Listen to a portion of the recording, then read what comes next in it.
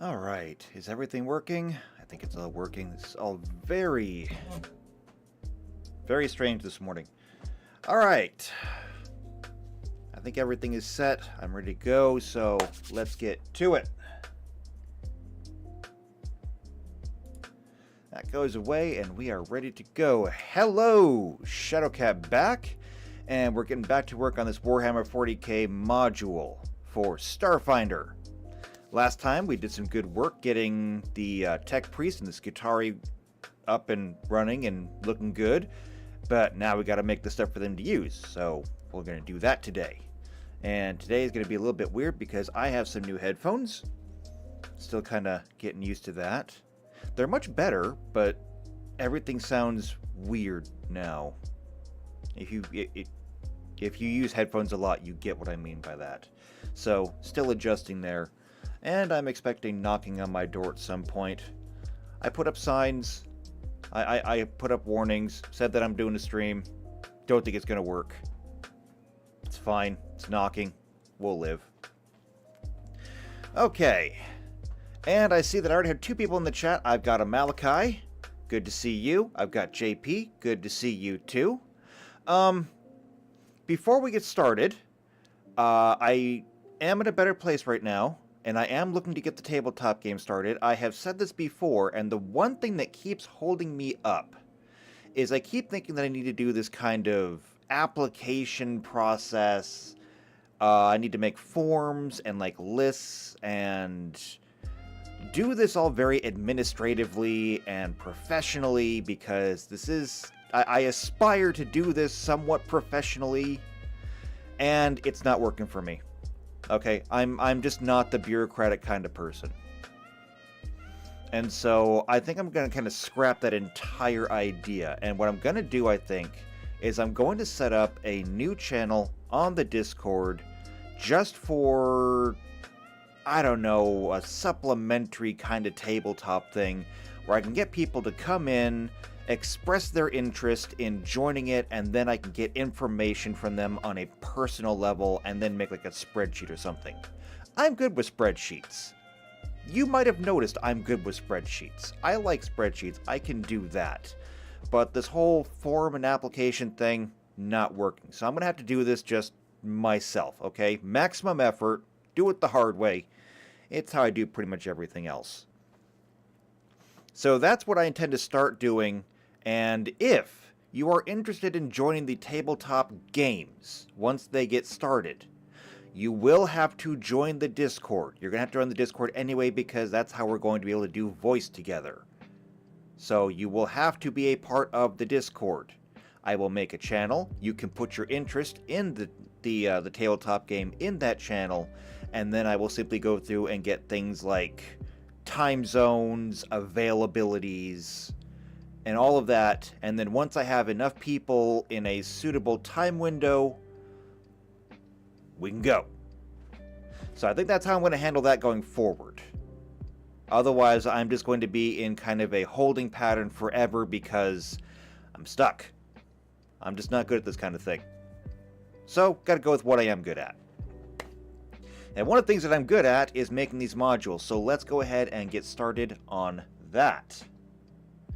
We're going to need our browser, and we're going to need our spreadsheet. And today we got a blank spreadsheet to start off with. It's not an entirely new workbook, but we still got all of our stuff here, so it's all good. And if we come back to, I think it's here? Yeah, right here is where we got all of our different weapons that we need to.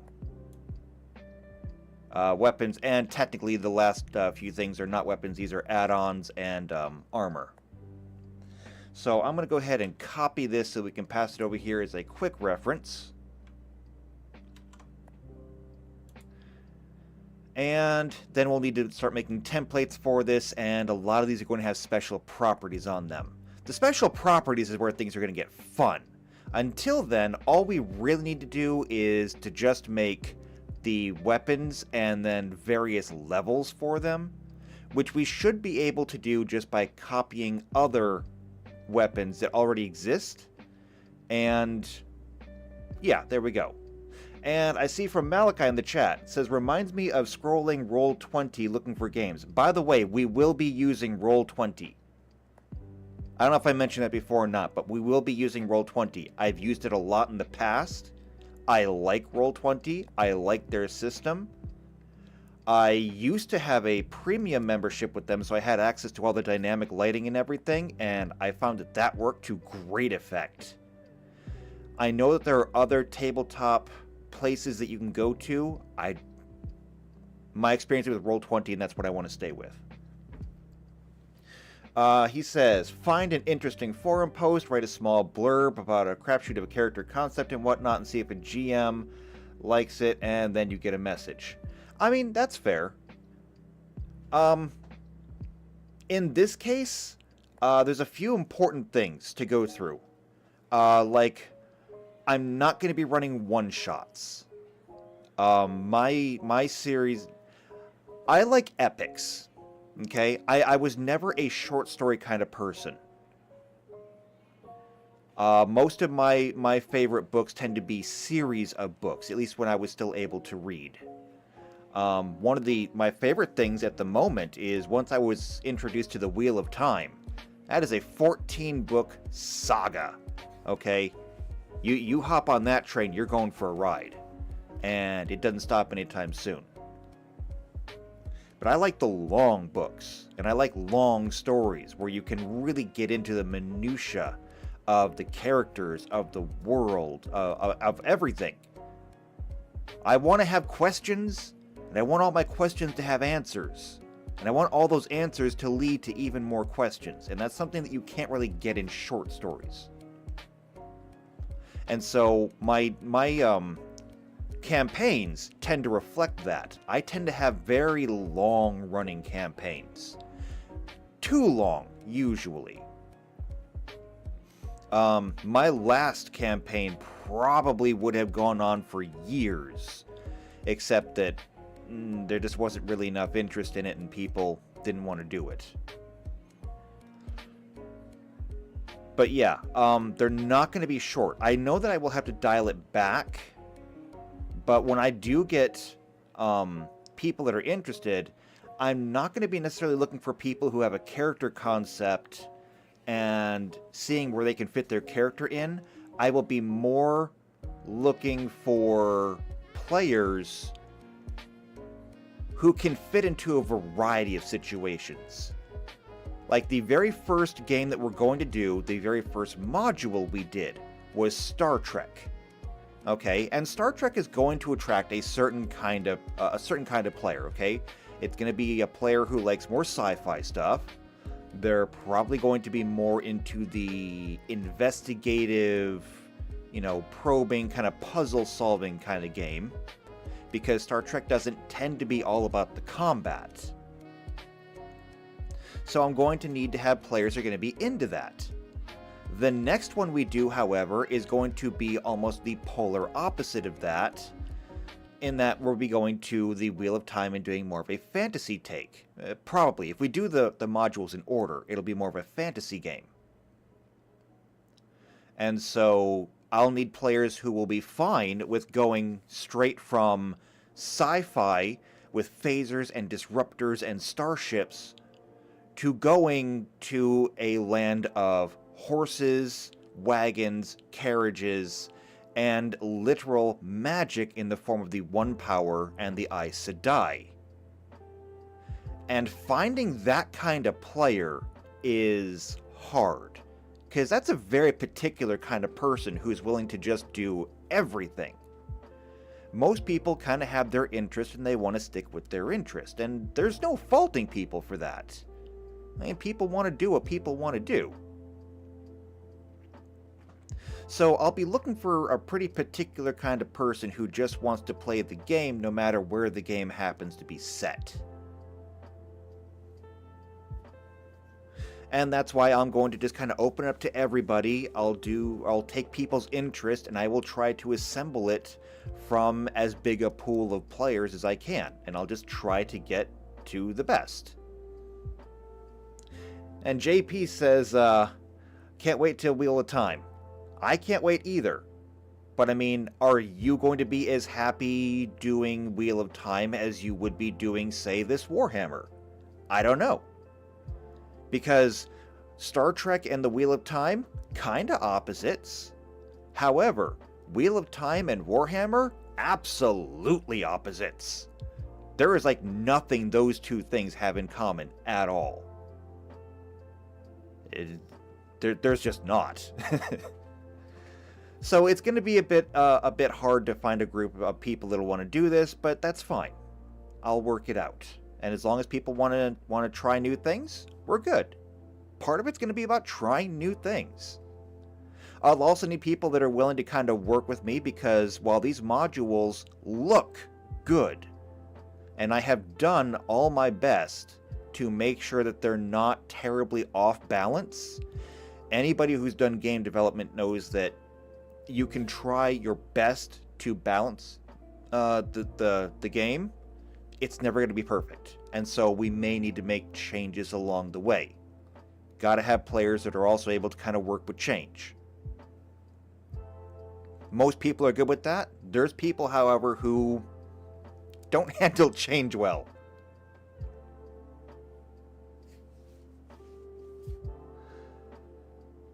Let's see.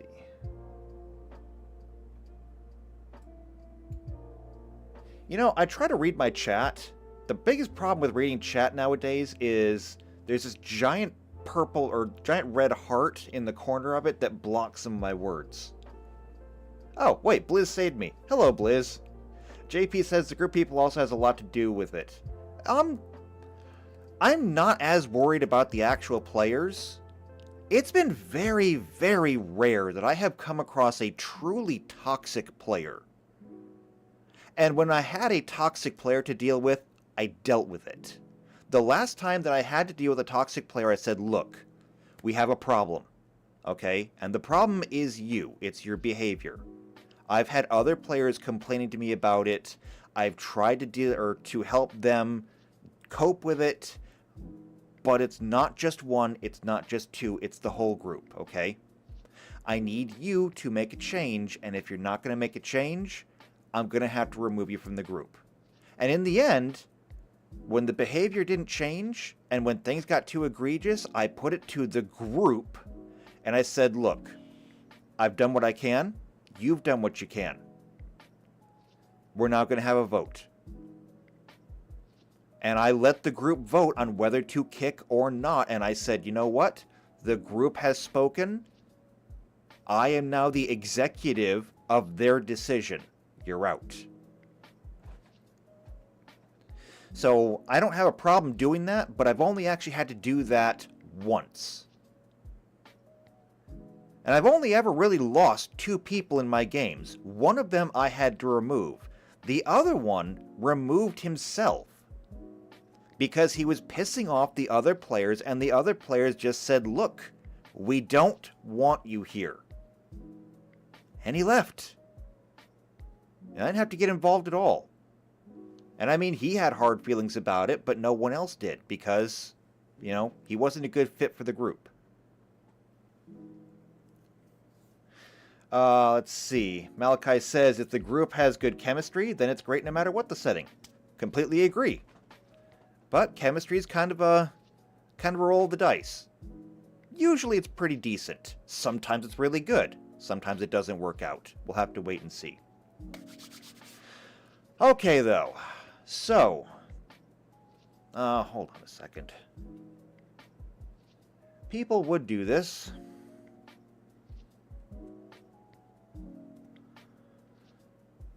Oh, I didn't get a knock on my door. Hold on. Let me just send a quick message here and we will get started.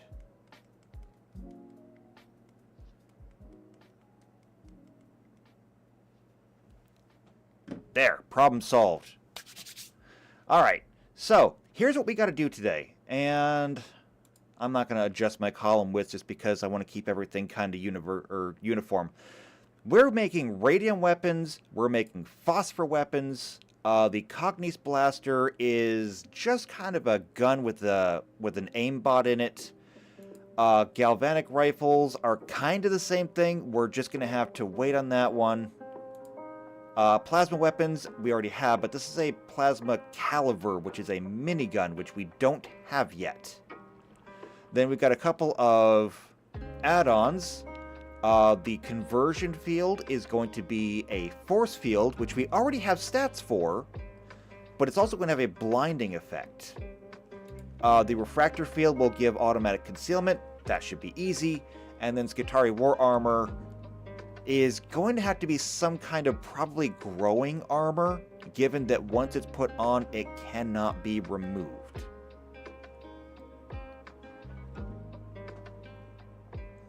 So that's what we got to work on. But first, we're going to start with weapons, and for that, we're going to need a template. Oh, and Malachi says, one of my best friends I've known for about 6 years now I met in Roll20.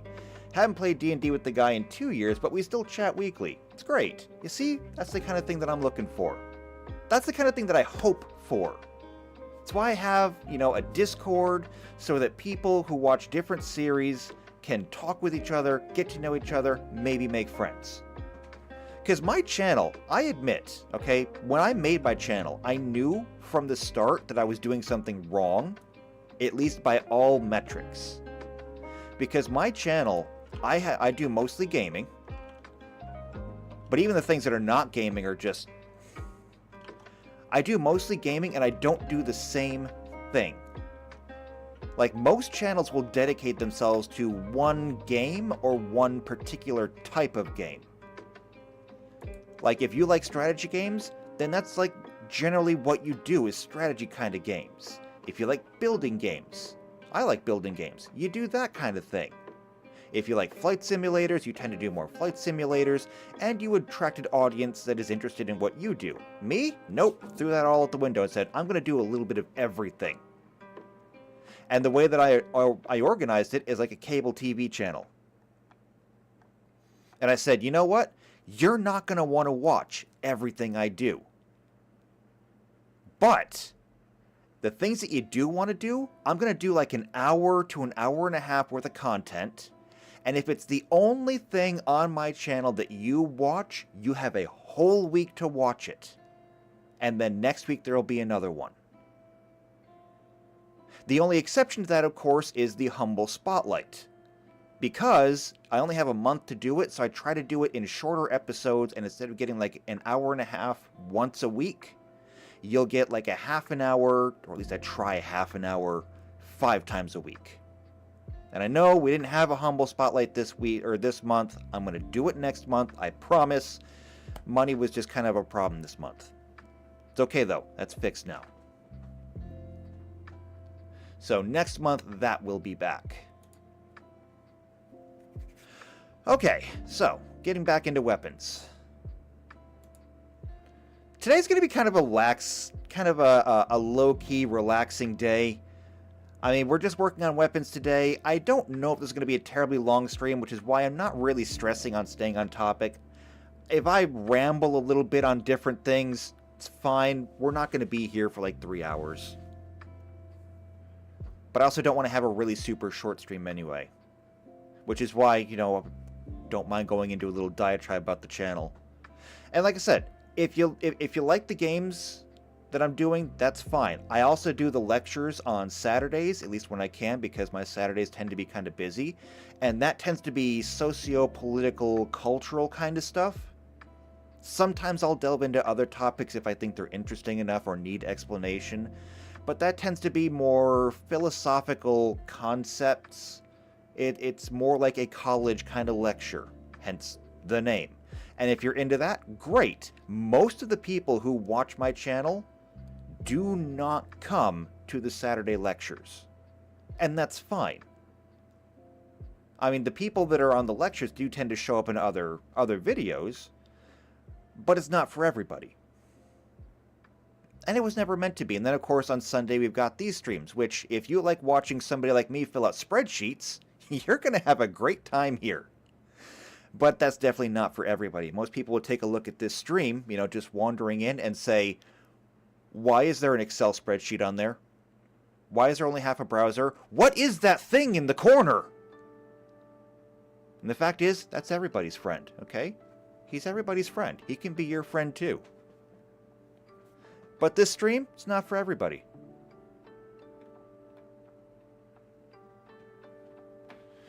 Alright. Weapon, level, price, damage, critical. Okay. Actually, we already did one of these. I just remembered. We did one of these for the bolter. I could probably just copy that. But it's gonna have to be a little... It's gonna have to be a little bit more, broad. So we can copy that. And we can say... radium weapons.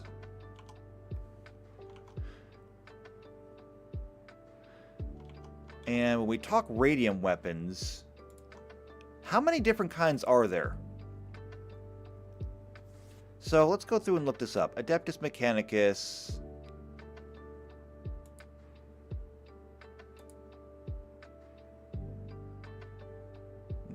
Here we go. Now, I need me some Skitarii so that we can look at their radium weapons.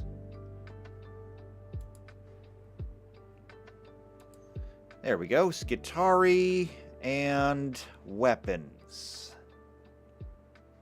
Arc weapons are just electric weapons. That's why we didn't add those. Radium weapons, though. Here we go. We have radium pistols, carbines, and Jezzail? Don't know what that is. Oh, there we go. So the Jezzail is just a long rifle. Okay. So essentially we've got pistols, carbines, and rifles. Although this says the Jezzail is a long sniper-like weapon. Okay, so that's fine then. That's fine. That means that we can use the categories in Starfinder that already exist, because there's already a pistol category, there's already a long gun category, and there is a sniper category. And we can use the stats from each one of those to make our weapons here. And then I guess we're going to need to have different levels of weapons. So, I'm just going to make a note here. Pistol, long gun, and sniper.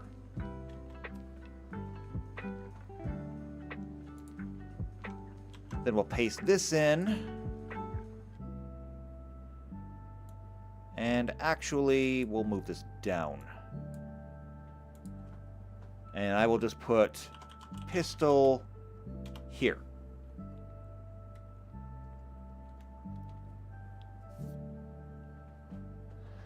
Let's see. Malachi said, still going through Guild Wars 2. Look, that series has almost 150 episodes in it now, I think. Pretty sure it's almost 150 now. You have got your work cut out for you. I mean, hats off to you if you actually make it all the way through there. That's a long series, and we still aren't done. We're currently in Icebrood Saga.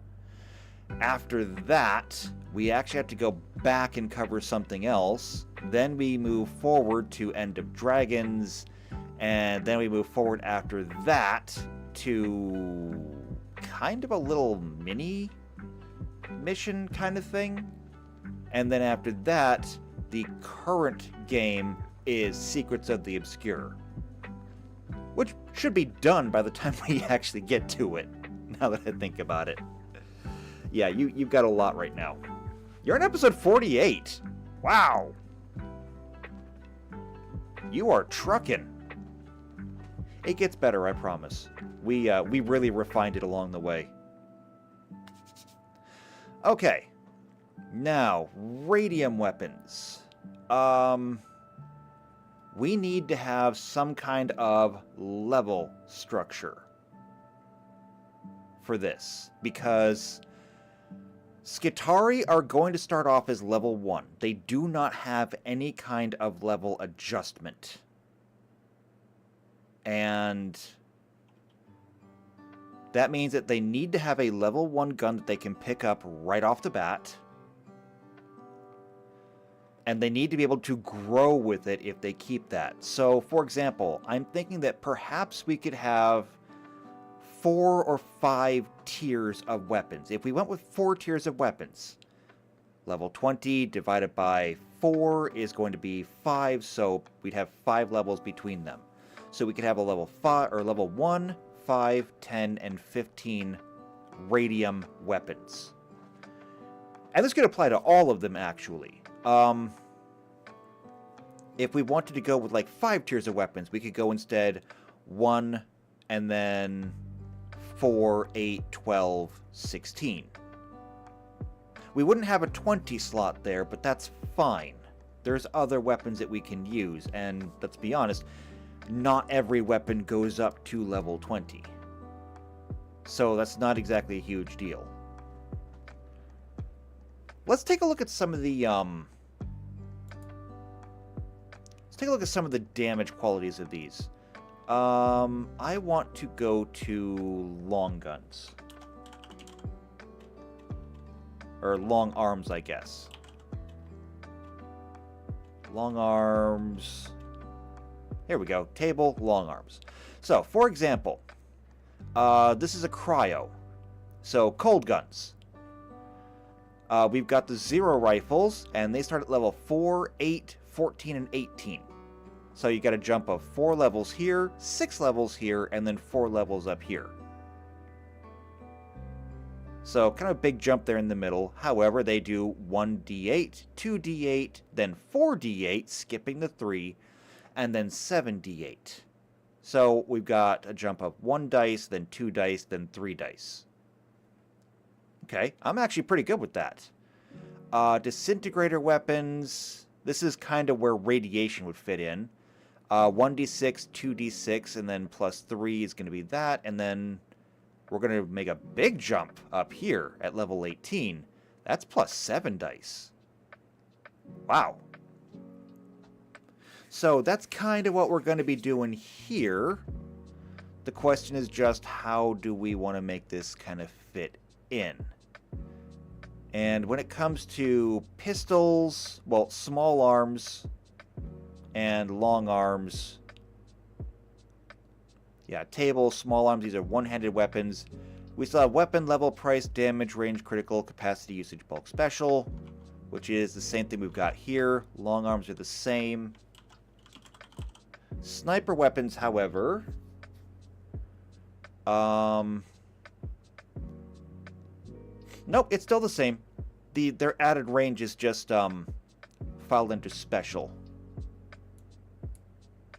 And it looks like there's something else over here. Oh, that's source. Okay, never mind. And so yeah, actually this template works. So we just got to figure out exactly how we want to do this. So if we go back to long arms, that's pistols. Here we go. There's rifles. It looks like a lot of them are very, very similar. They go from 1 dice to 2 dice, and then up from there. I kind of like the way that works, so I'm going to borrow from each one of these, yeah. So, like right here, I'm going to say we're going to use the disintegrator weapons as our basis for the radium weapons, but we're going to do 2 things to them. Number 1, we're going to give our radiums a damage buff, I think. And we're going to give them a damage buff because we're also going to give them a pretty severe penalty. The idea of radium weapons is that the gun itself is as dangerous as the ammunition it fires, which is why Skitarii turn into these walking radiation baths. Their ammunition is radioactive, their gun is radioactive, their clothing is radioactive.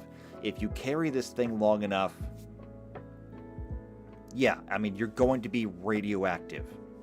So what we're going to do is we're going to give our radium weapon a bit of a damage buff. but at the same time, we're going to give it the same radiation field that our Skitarii has. So as they're carrying it, they have constant exposure to this. And we'll have to I think we'll give it more of a mild radiation, because I don't want to have my Skitarii or anybody carrying this gun carrying it for rolling dice, rolling fortitude saves every 5 minutes because they're carrying this gun. I mean, that might be a pretty good way to keep anybody from doing it, but at the same time, somebody inevitably will decide that they want to do it, and they're going to make me actually roll this every single time for them. So we'll make it like once per day, I think, if they're carrying it. Which means that if you want to have a radium gun, you could put it in like a locker, and that could be like your radium gun, and you wouldn't have to bother with it until you took it out of the locker to actually use it. And I might not even have it where it affects you initially. I might say after 1 day. So if you pull it out, use it, and then put it back, and then wash your hands, maybe you're fine. That's kind of what I'm thinking for the radium gun.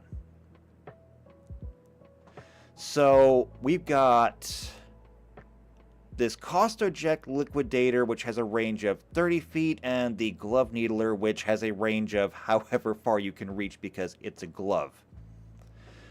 But we're going to go with, I think, the Costoject Liquidator is our basis. It does 1d4 acid damage. And I think that's where we're going to start. I'm just going to say, first off, the weapon, Radium Pistol. This is going to be level 1. The price, I have no idea. We'll figure out the price in a minute. Pricing things is kind of hard. And I'll be honest with you, pricing things kind of also doesn't matter in the long term. At least with small things like this. It's important when you're first making your character to know what the price of your initial equipment is going to be. But even and I'm pretty stingy when it comes to my rewards for like missions, dungeons, things like that. I'm pretty stingy with my rewards, but even I will give you enough money, whatever that money happens to be, to buy almost anything you want. I do try to make sure that some things are rare. Like, if I'm playing a fantasy game, I will not give you tens of thousands of gold and silver so that everybody can be decked out in magic weapons and armor. Okay? I'm just not going to do that, because then where's the challenge in the game? But I will give you enough money that you can buy almost anything you want.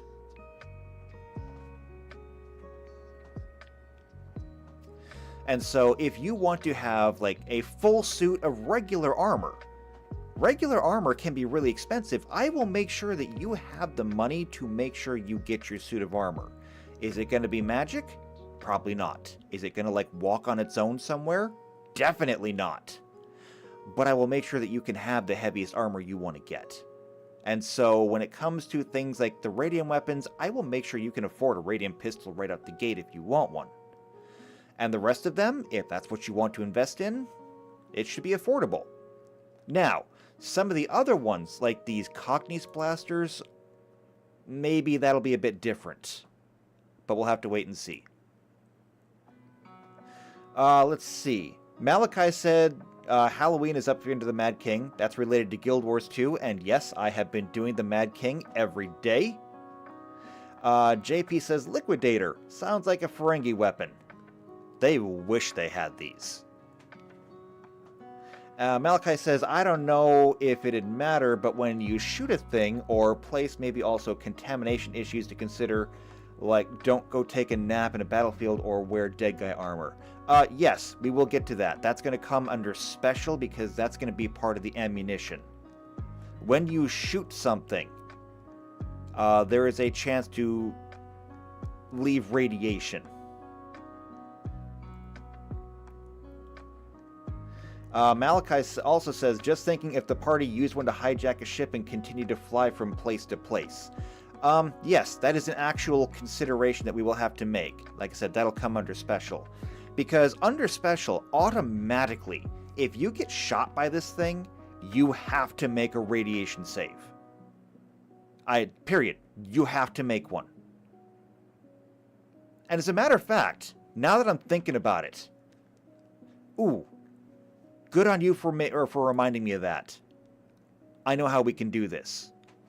Environment, hazards. Here we go. Hazards.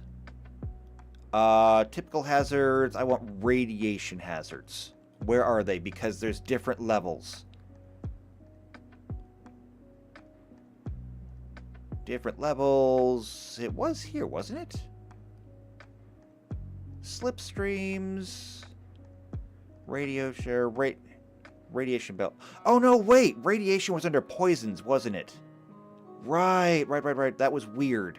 But no. Radiation is under poisons.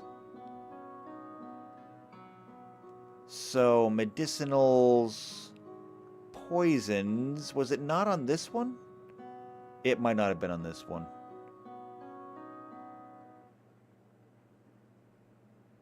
Okay, it wasn't this one. It must be in the Archive of Nethys then, which I thought I already had that pulled up.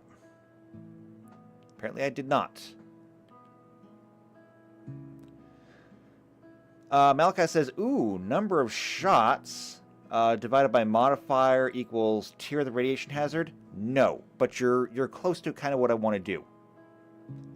You're close.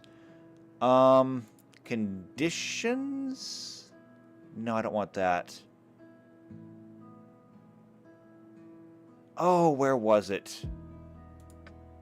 Under equipment? Manufactured weapons? No. Other items? Magic items? Technological items? Where's poisons? Is it under other? Oh, here we go. Medicinals. And once we got medicinals... No! It's not in here. Oh, where the hell was it? This is going to drive me insane. Hold on. I got to do a Google search real quick.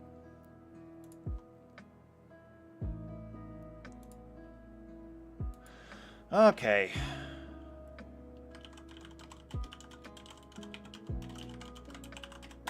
Archive of Nethys Radiation.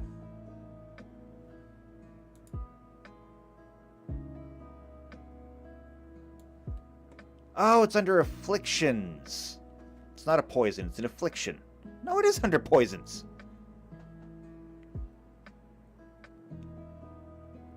It's under poisons. I can't anymore. Let's see. Malachi says conditions. Blizz says wasn't under flying hazards. That's radiation belt, actually. I thought that would link back to it, but apparently it didn't. But here we go. It is under afflictions. Malachi was right. So, radiation levels. We've got low, medium, high, and severe. And you know what? This is what we're going to use. Okay? This is what we're going to use.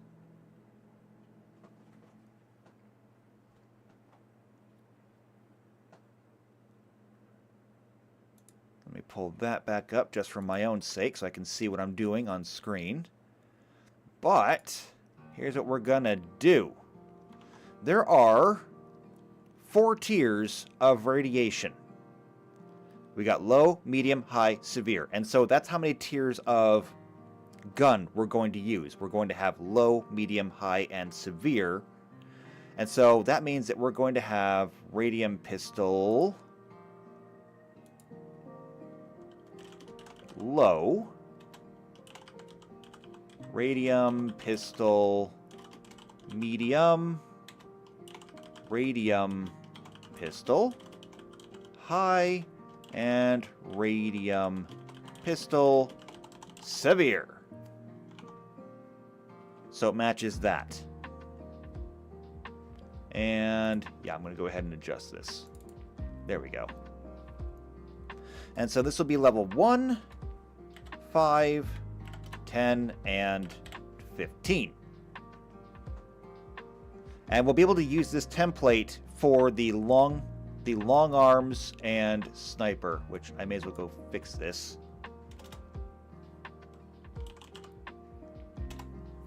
There. Damage is going to follow the same thing that we saw earlier. So I'm going to say this is going to be 1d6 energy. Well, maybe not. Maybe not energy. Radium weapons. All right, let's take a look. These are deadly and highly dangerous personal weapons that are used exclusively by the forces of the Skitarii legions and of the Adeptus Mechanicus.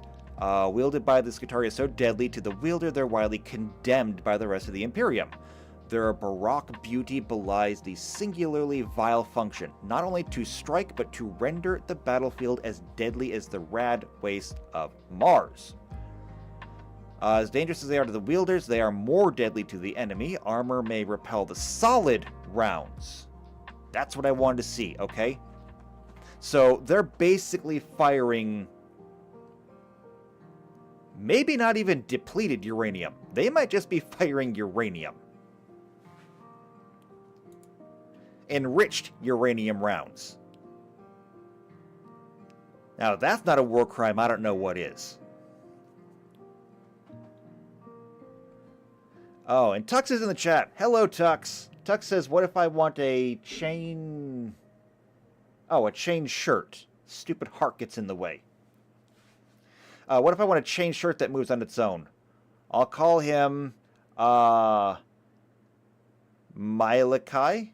Malachi? Oh, no, I get it. Malachi. No, no. Just no. You get out of here with that. And Malachi says, so they're active radium instead of depleted uranium. Yay, war crimes! We're not even playing RimWorld. Tux says, I hate that stupid heart. You know what, Tux? I hate that stupid heart too. I really, really do. Like, the only way I could possibly get it out of the way enough, I think, is if I, like, made the thing full screen, but then I can't see my actual stream on my other monitor. I need, like, 4 more monitors, I guess. I don't know. I already have 3 monitors. Is that not enough? Most people that see my computer set up here are just like, what are you, like a graphic designer? It's like, no. I do streaming. It's like, how much is enough? Okay. Anyway, now that we know that we're shooting solid bullets, when we look at the damage type, I want to look at projectile weapons. And it looks like they all do piercing damage, except for the gyrojet pistol, but that's because that fires rockets.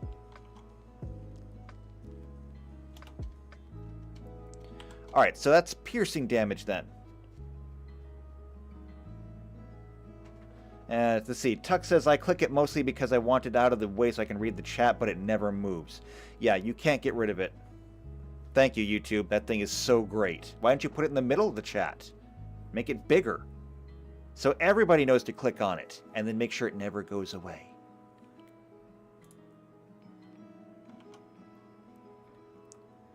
Okay.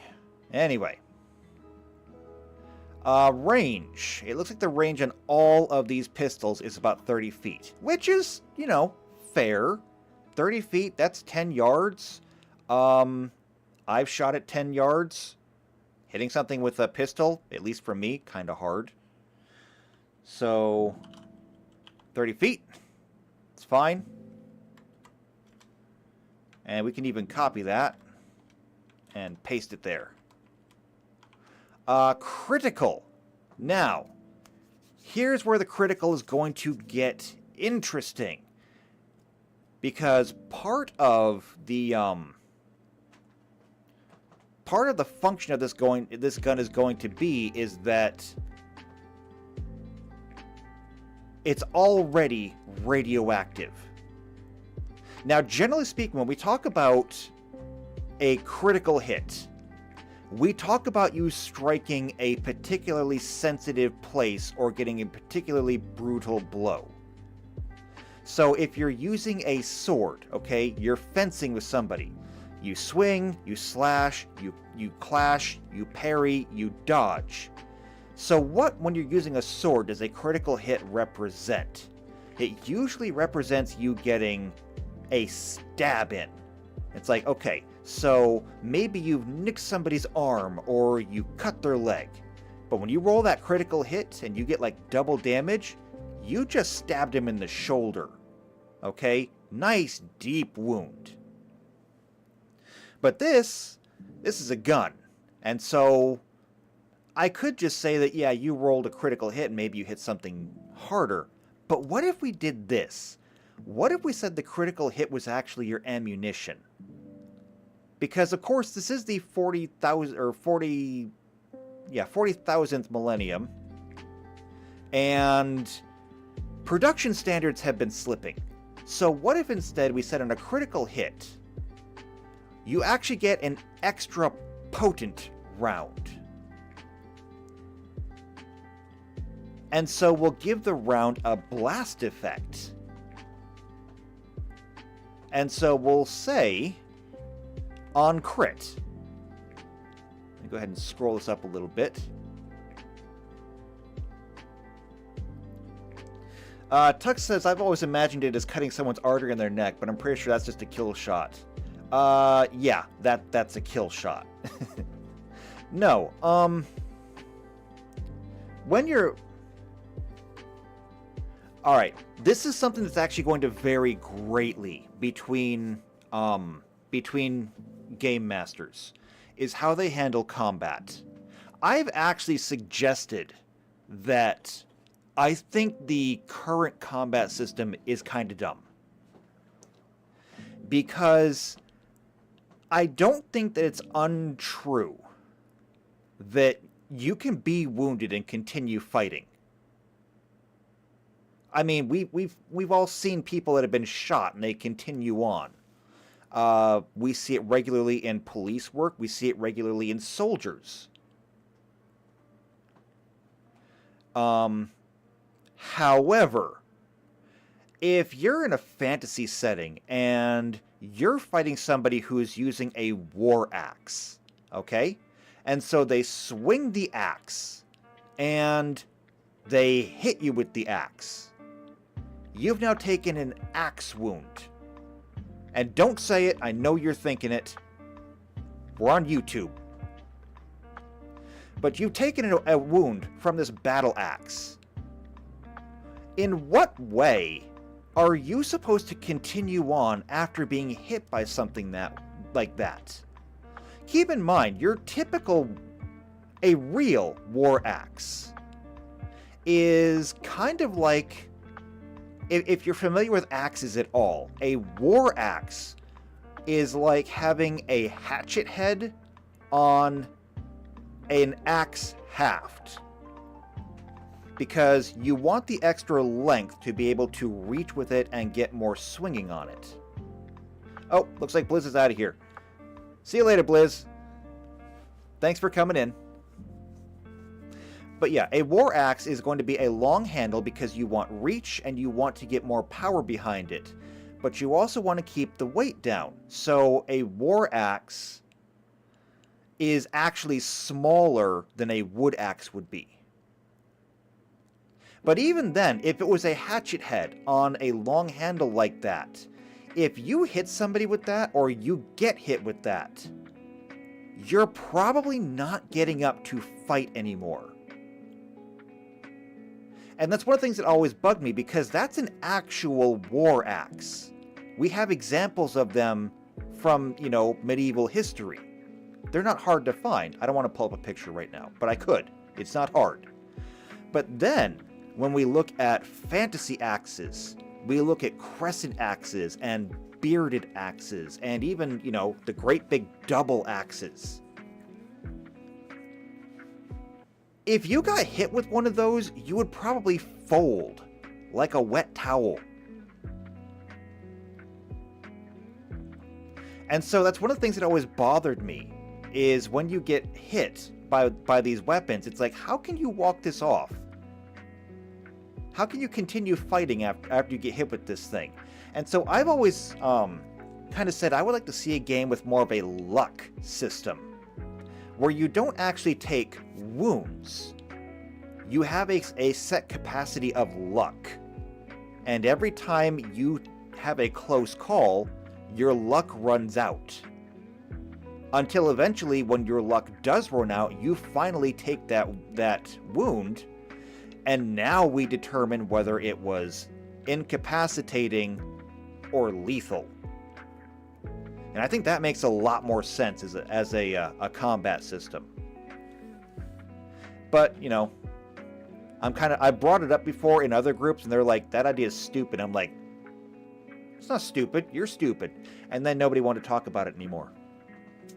Turns out I'm not good at that whole, you know, honey versus vinegar thing.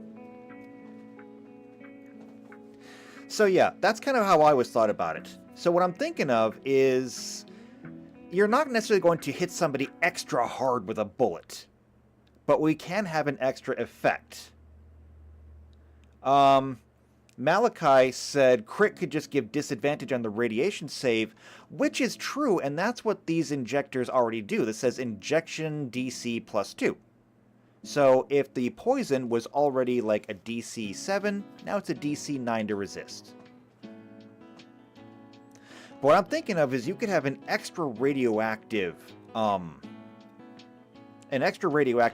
that you fired, and it could trigger a burst. So instead of just dealing the radiation damage to that person, if you rolled a crit, it could be that person and anybody around them. Kind of like what you were saying with the fragmentation.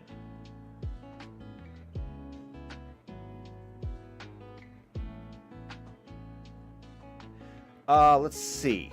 Malachi says I like the idea. Hey, I'm good with that. That's my first official support.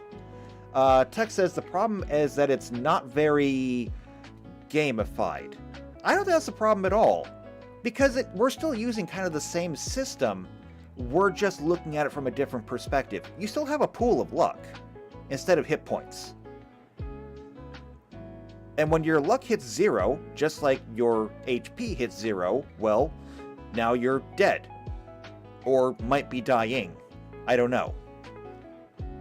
But some people, I guess, just struggle with the concept as a whole. I can't say.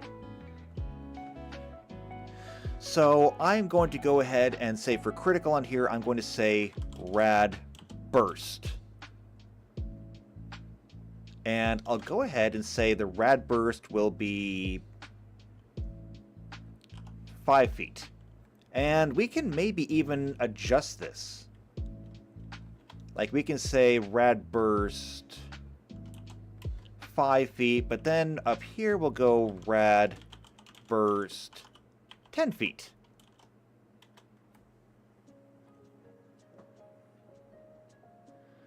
And if we take a look at our damage, if we go ahead and add 1, that'll be 2d6 piercing.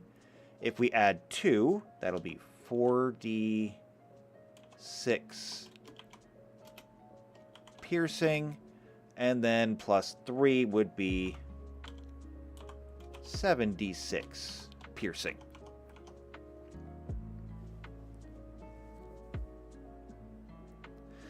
Malachi says the luck HP would be expended on cries only if understood correctly, so it's not just like an insta-die on the first crit. I don't know, maybe?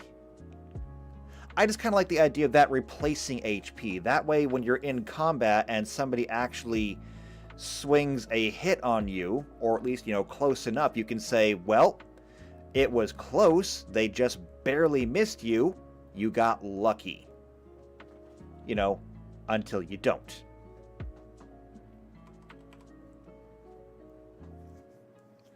Tuck says, the big beefy tanks tend to be the big beefy armored people, not the lucky rogues.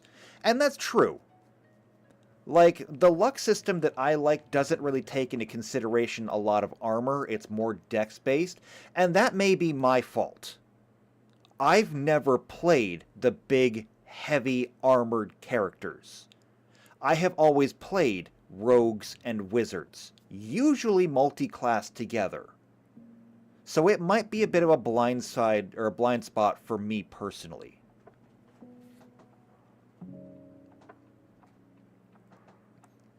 Malachi says, "You leave my Wrath of the Lich King rogue tank alone." It can be done. It can be. Let's see. Capacity. All of these say 20 charges. But that's that. What about the guns? Semi-auto pistols. 9 rounds, 12 rounds, 16 rounds.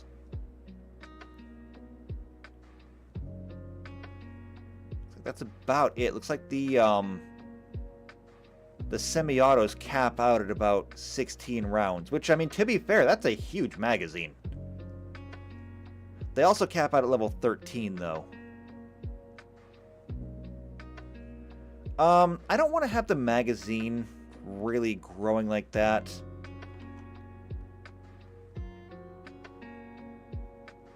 I'm going to go with the 20 round capacity. So, 20 rounds. Let's see. Malachi says, back when that expansion was new, rogue tanking was a thing, and I loved every second of it. Wrath of the Lich King, that's World of Warcraft, isn't it? I never actually played it.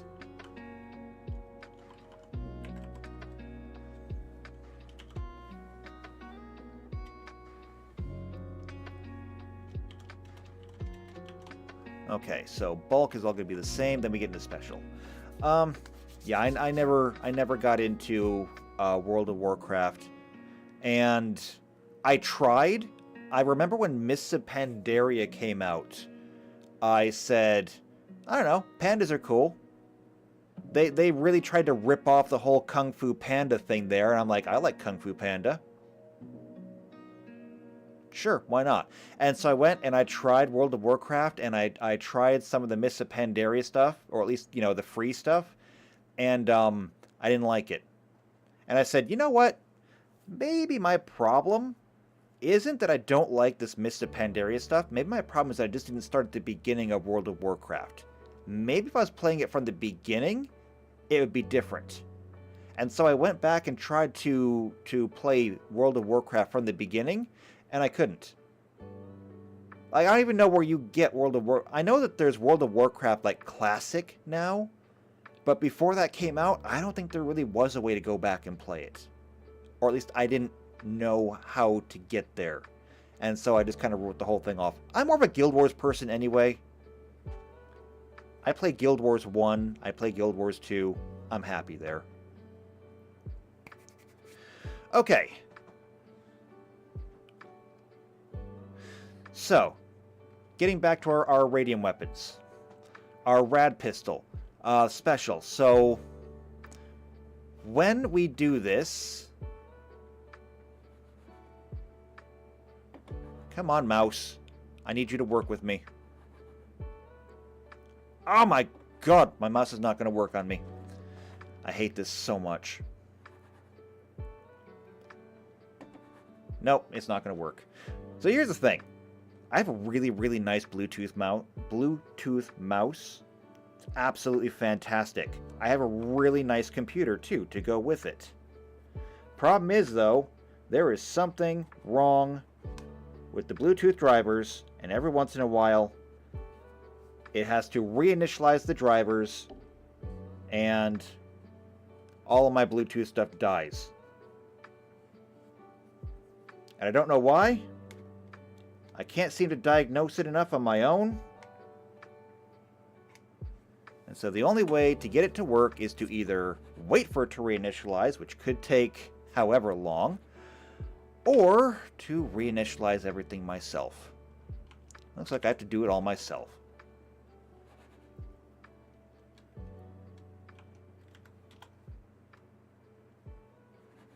Oh, are you going to work now? Okay, fine. After I get into the settings. Thank you for reinitializing on your own. All right. Let's see. Tuck said Dex Tank is a thing in most RPGs. It is. And it's absolutely a thing in most tabletop games, too. Especially since your dexterity tends to fold into your armor class, so you can usually forego. My general... here's my general advice to people when they play tabletop RPGs.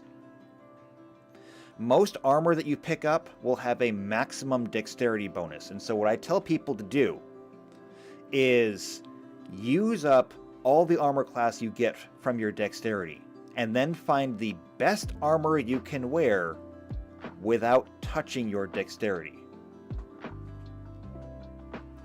So if you have, say, a 16 in dexterity and you have a +3 bonus, do not take an armor that it caps you at less than a +3. If you take some super heavy armor that only caps you at a +2, unless it's like really super special armor, you're gonna lose.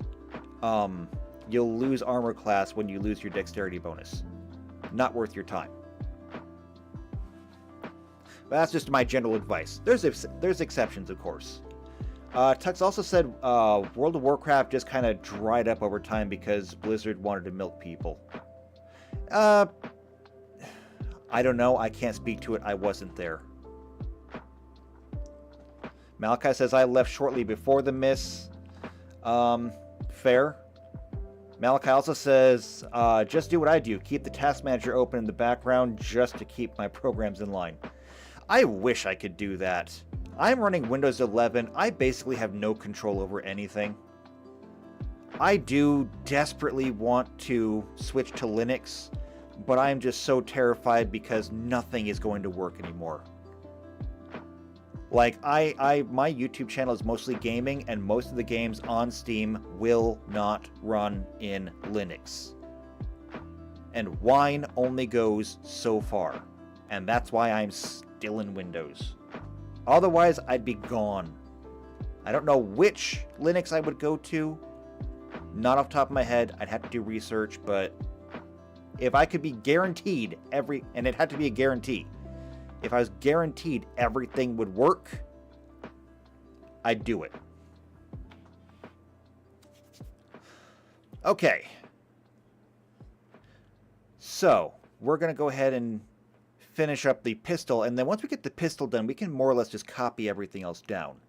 So, for special, we're going to say radioactive ammo. And this is going to be a DC of. And this is where we're going to go back to here. No. Here. So here's what we're going to do. Move this back up again. These DCs are pretty severe for somebody who could be getting shot multiple times in one combat. So what I think we're going to do is we're going to have these and round down. So for the low radiation effects, we're going to go with a DC of 6. Tux says, I encourage everyone or anyone to try Linux. I don't encourage you to jettison your Windows PC immediately if you use it for something important. There is a learning curve. Insert Eve meme here. Oh, I got stuff to talk about there. Okay, first off, I actually do have Linux experience. When I was in college, they insisted that we learn the big 3. That is, I was in for network administration, so I learned Windows server structure, which is... It's just Windows with some of the safeties taken off. So Windows Server Environment, I think it's called. I learned a little bit, very, very little, about the Apple server infrastructure. However, if you were to slap a MacBook down in front of me, I would still be as clueless as I was the first time I saw one. And we learned Unix, but we did so by using three different operating systems based in Unix and Linux. And I don't remember what all three were. The one that stands out to me in my memory that I liked the most is I used Ubuntu. And I liked Ubuntu. It was good. I mean, it felt a lot like being back in Windows 3.1. Which is not bad. I liked Windows... Well, I liked the entire Windows 3 environment. However, it's been a long time since I did that. 17 is going to be 16 divided by 2 is going to be 8.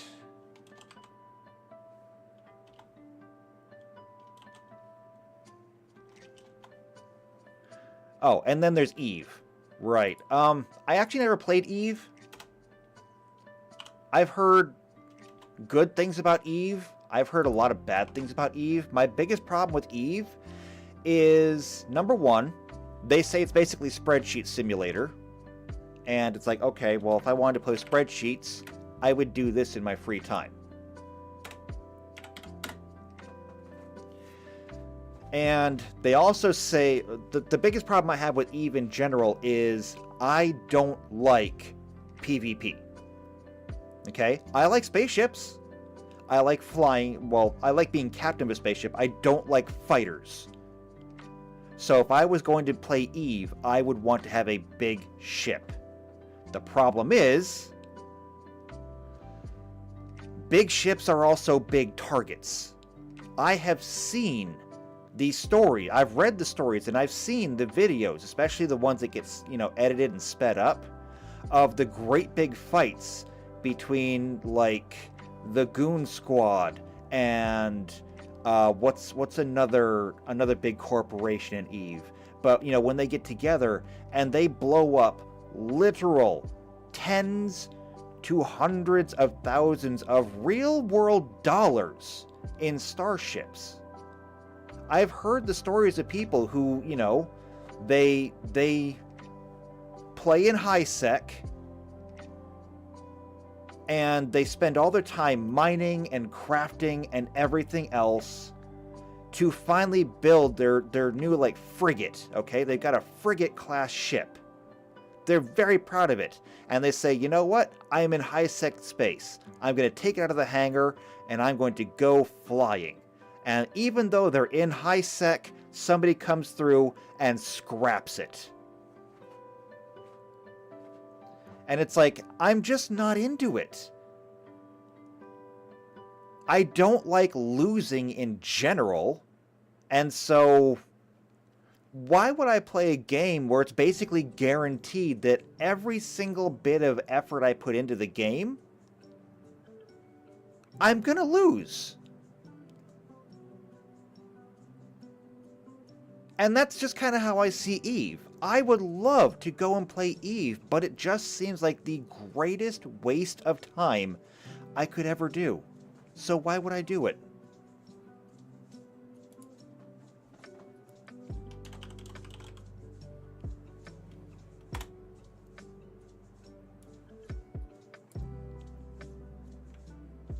Alright, copy and paste. Text says, Eve is a great game if you're looking for a fun job that doesn't pay you. I've heard that too. Like, I heard that once you're on your ship, you can actually sit there and there's like a browser in the ship so that you can go play on the internet while you're in the game, because they don't expect you to actually ever log out of the game. You can basically just like run your entire computer through the computer on your ship. Just never leave, okay? Just log in and there's no log out button.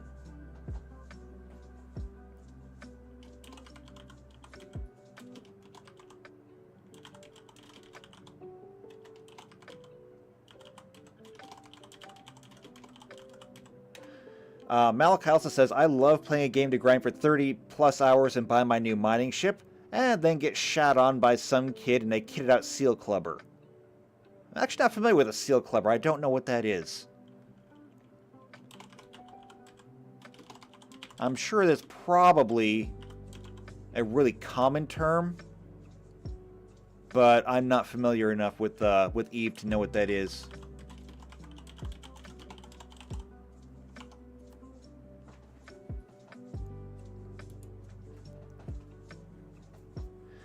Let's see. Malakal says, that's why I learned how to wormhole explore, because cloaked ships have a longer life expectancy. Or life expectancy.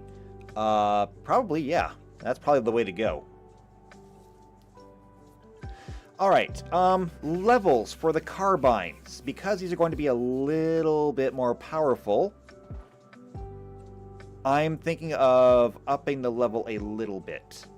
So let's go with 2, 6, 11, and 16. Okay, so it won't be available to you right out the gate, but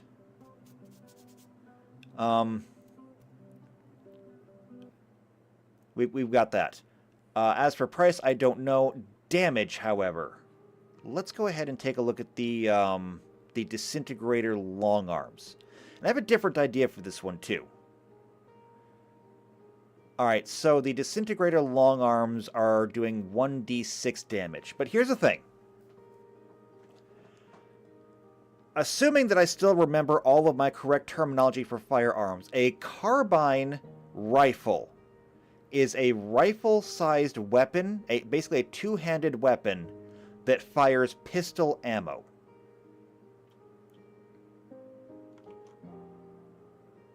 And so what I think we're going to do here is I'm going to copy the damage from our pistol and put it here. The range, I'm going to go ahead and copy, so it'll be 60 feet.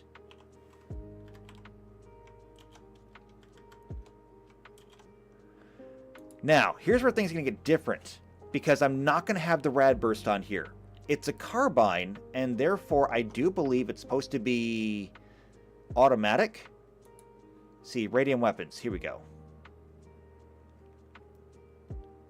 Radium carbines. Yeah, it says it is a rapid-firing weapon, capable of a punishing rate of fire that serves as the main armament of the Skitarii Vanguard. So here's what I'm going to do. For the critical, every time you roll a crit, I'm going to go ahead and say... how do we want to do this? Because I do want to go up.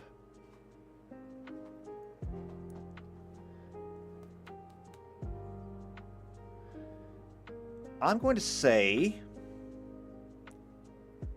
you're going to get 1d2 plus 1 shots, okay? So the plus 1 is going to be your basic attack that you just made, and then you'll get 1d2 more. So you might get 2 shots, you might get 3 shots. And so you get to do upwards to 2 to 3 times the damage on a crit. Or at least you get that many attacks. Maybe I should put that in instead. So we'll do that. Then we'll go for a 1d3 plus 1 attacks. A 1d4 plus 1 attacks. And then a 1d5 plus 1 attacks. So basically, that's d4, well, half of a d4, half of a d6, 1d4, and then half of a d10. Okay. Capacity on these, it says 20 charges. I'm actually pretty good with that. Usage 1. However, if you actually do roll a crit, you could easily be spending, you know, a quarter of your magazine in one attack. Or, well, in one round at least. The bulk will be 1, I do believe. Yeah. There we go. And this will get copied directly. And there we go. See, I told you that'd be quick.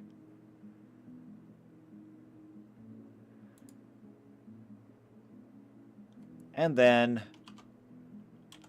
sniper.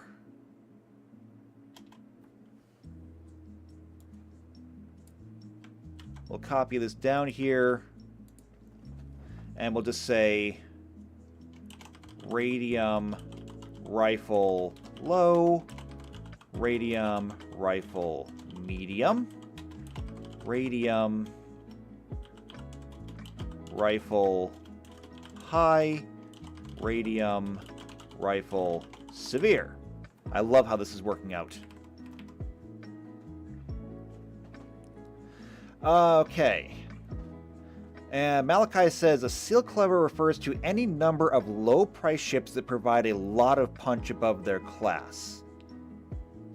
They're basically a cockpit with a reactor, propulsion, and then as many weapons as you can bolt onto the hull and a disabler weapon or two. Okay, I get it. Yeah, I can see how that works. Tuck says, I like Flight Simulator aspect of Elite Dangerous. They screwed up the PvP aspects of it pretty bad, though. I played a little bit of Elite Dangerous. My problem is I'm a really, really bad pilot, okay? I do really good for how well my vision is, but I'm easily overwhelmed by the visual input of it. Like, as long as I can maintain my bearings, I usually do pretty well. But it's so easy for me to lose my bearings, and it takes me so long to get them back. I'm not a good pilot. That's why when I do games with spaceships, I prefer to be the captain rather than the pilot. I can easily be responsible for giving orders to an entire ship. I'm good at multitasking. I can tell you to set a heading. I can designate a target. I can tell you what to do on the ship, as long as I don't have to be the one flying it. It's one of the reasons why when I used to play, you know, Star Trek Online more, I was a carrier captain. Or say if I didn't have a carrier, I would do cruisers, because all I have to really do is set a course, and then I can just designate my targets and manage my skills.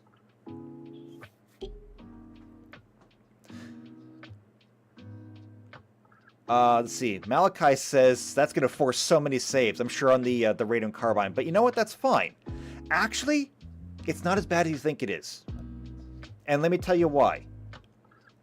Because you don't necessarily have to roll them all individually. So let's say that we have a severe Radium Carbine. You rolled a crit.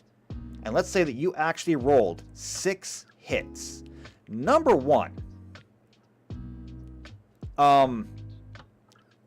6 hits at 76 each. You're probably not going to need to worry about the saves. But even if you were to get all 6 hits, and you have to force 6 radioactive saves, you know what your fortitude is, and your fortitude isn't going to change. So here's what you do. You take the DC of the radioactive ammo, which is 15. You subtract your fortitude save from it. If your fortitude save is, say, a 12, 15 minus 12 is 3. Now you just roll 6 D20s, and you're looking for 3-ups.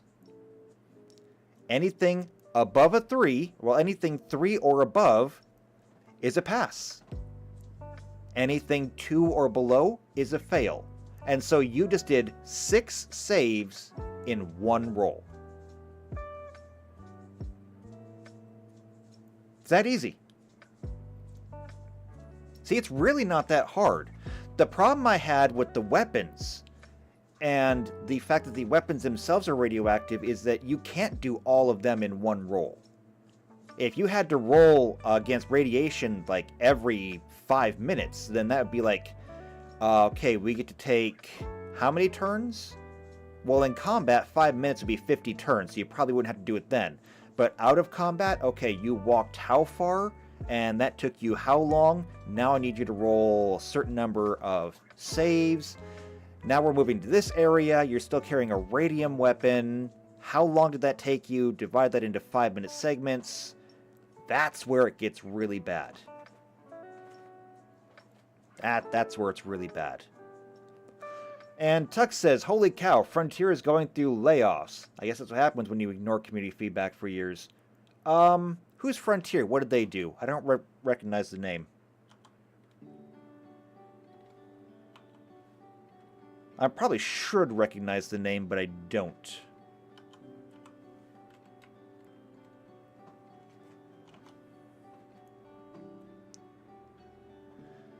Let's see. Okay, Sniper. Malachi says, well, if you Warhammer roll it, sure. I wasn't sure if the radiation status affected the save against it because radiation poisoning is super nasty. That's actually a fair point. I'm going to come right out and say it. I actually do Warhammer roll. I do it. The fact is, Warhammer rolling is such a time saver. When I'm in combat, first off, I usually play in turns like you do in Warhammer instead of having a staggered initiative. And once I when it's my turn at least, and I'm moving all of my NPCs, I will generally move my NPCs into position and then I'll do all of my attacks at once just to save time. Because then I can say, this person is fighting these two people. I know that I'm rolling against the same armor class and the same concealment and cover. Roll all of my attacks together. And so I can boil down my side of combat to less than 5 minutes. And then you can take more time for your side of combat. Because anyone who has played a tabletop game before knows that combat takes forever. And any trick you can use to speed up combat is good. And Tuck says that Frontier are the ones that made Elite dangerous. Oh, well.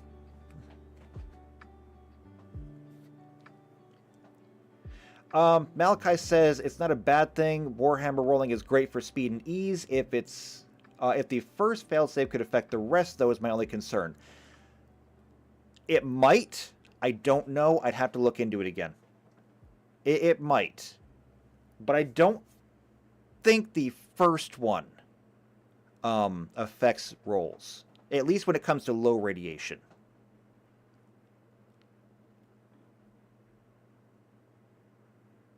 This is still needler rifles. I need snipers.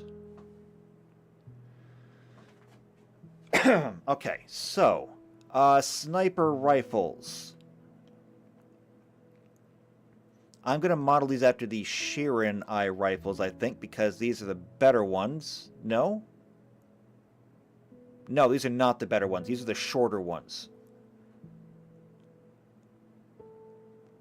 Yeah, these are the shorter ones. I want to go after the strikers because they have the longer range. And I always think that having longer range for a sniper rifle tends to be better.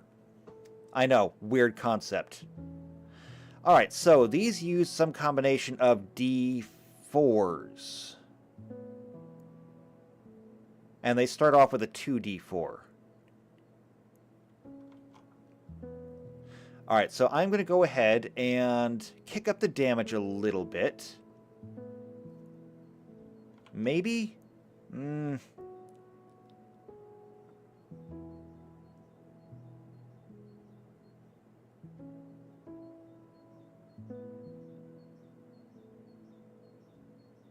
I don't know. I might actually kind of make this one my own.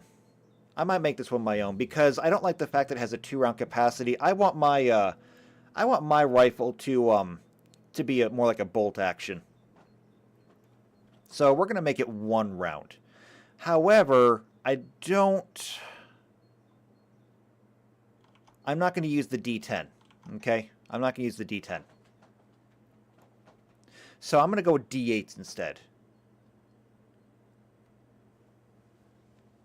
I mean, if you want to get the D10, that's fine, but this thing is also going to have radioactive ammo, so I think it should be fine that way. So I'm going to go with D8s. I'm going to say 1 D8 piercing, then 2 D8 piercing, 4 D8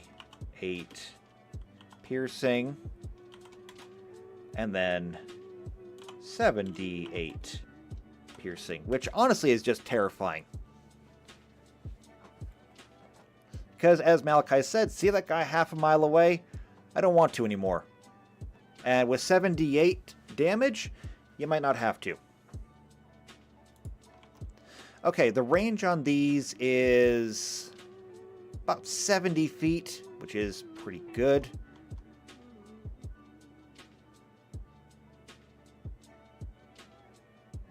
Yeah, do I want to keep it at 70 feet? I probably want to keep it at 70 feet. Yeah, I'm just going to borrow from these. So I'm going to say 70 feet. And then it's... Does it go up? 70, 70...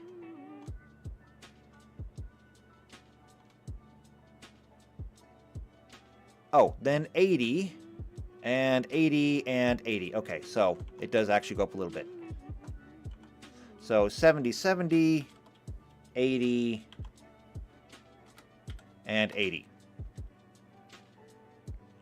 Capacity is going to be 1. Usage will be 1. Bulk.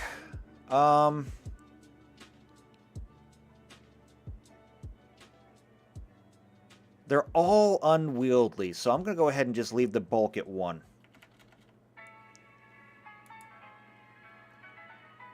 Now, the real question is, what do I want to do with the critical? And the critical, I tend to want to just leave it the same as the rad burst. Honestly. I like the rad burst. And so I think I'm just going to copy that over. It's already doing the extra damage. So you just happen to get, you know, that one special round, you hit him, and there you go. And then we'll just be able to copy this down as well.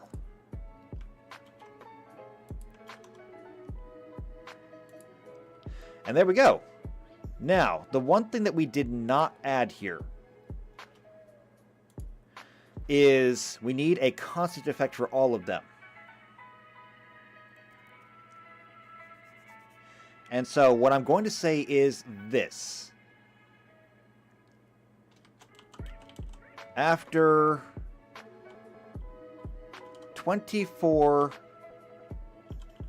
hours of exposure, well, maybe less.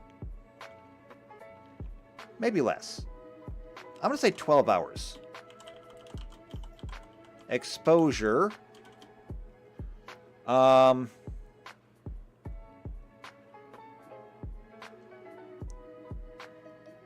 Let's see, we're going to have to go with save versus radiation DC weapon level.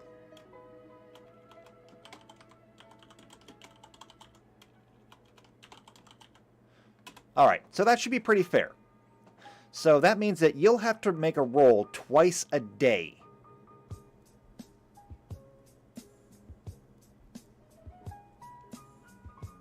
Oh, and Malachi says, maybe only if it's fired and not cleaned.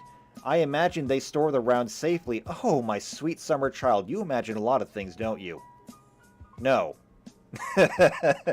No, that's kind of the point. That's kind of the whole point of this being in 40K. No, it's not cleaned and not stored safely.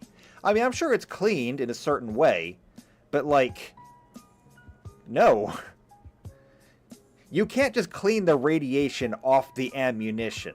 Like, the gun itself, I don't think is radioactive.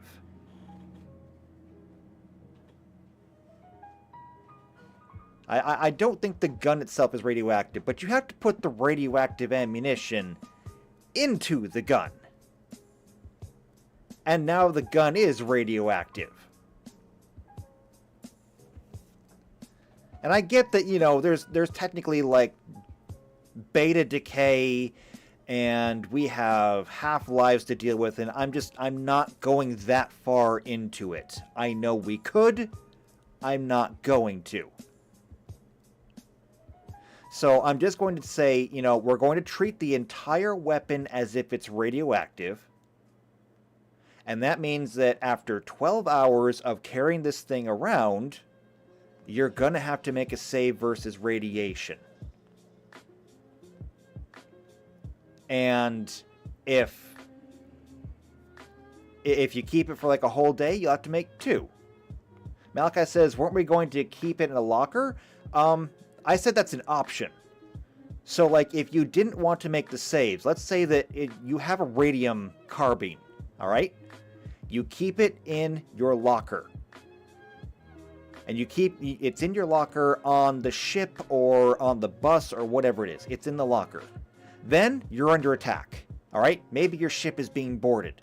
You run to your locker. You spin the combination. You open the door. You take your rifle out, slam the magazine in there, and pull the charging handle, all right? You charge into battle, you do the fight, all right? Then you take your rifle after, you know, the fight, which maybe lasted a half an hour. You put your rifle back in the locker, close the door, spin the combination, and go scrub. And so in that way, we can say you used it, but you don't need to make a save because your exposure wasn't that... your exposure wasn't that bad. JP says, is it a lead-lined locker? Probably not. Do you really want me to make your locker radioactive too? Don't ask questions you don't want answers to.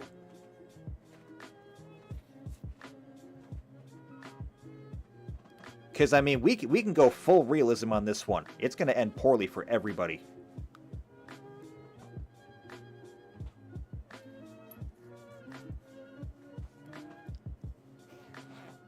Oh, yeah, we're not talking about just owning it. No, just carrying it. It's dangerous to carry. That means that, you know, you can leave it in your locker, you can use it to defend the ship. But if you, like, are on a ship, like maybe you're rogue traders... You land on a planet, and now you have to... Yeah, like you said, a cursed item. That's exactly what it's like. It's like having a cursed amulet or cursed bracers or whatever. You slap it on, and now you're under the curse. After 12 hours, the curse takes effect. But if you take off the cursed item before the time limit, you're good.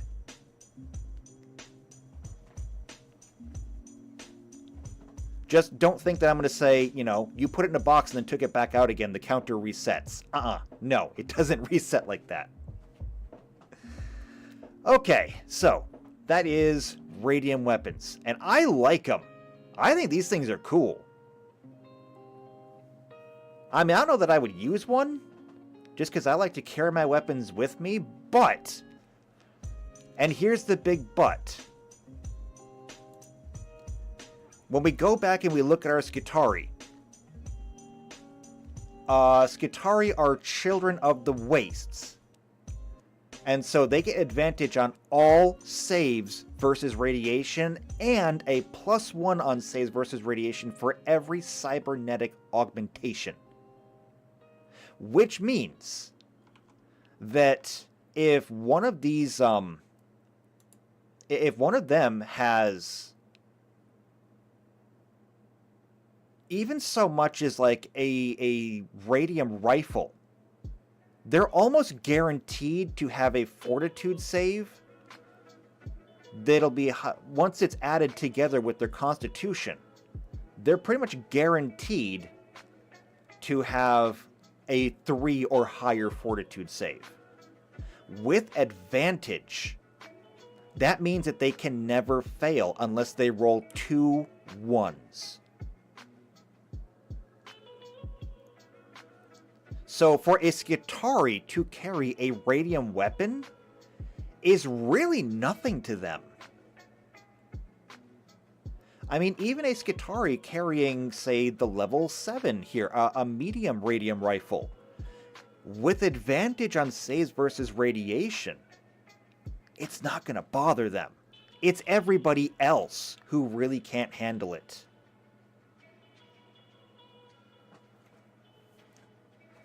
This is the perfect weapon for the Skitarii, and the Skitarii are perfectly built to handle this weapon.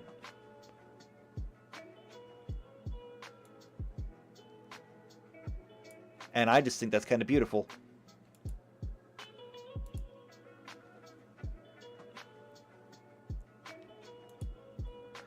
Malachi says, oh, to be an evil game master, you could send death squads of radium-wielding Skitarii at the players and giggle at the horror.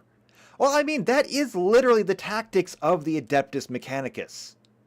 Literally. That's what they do. That's the entire purpose of the Skitarii.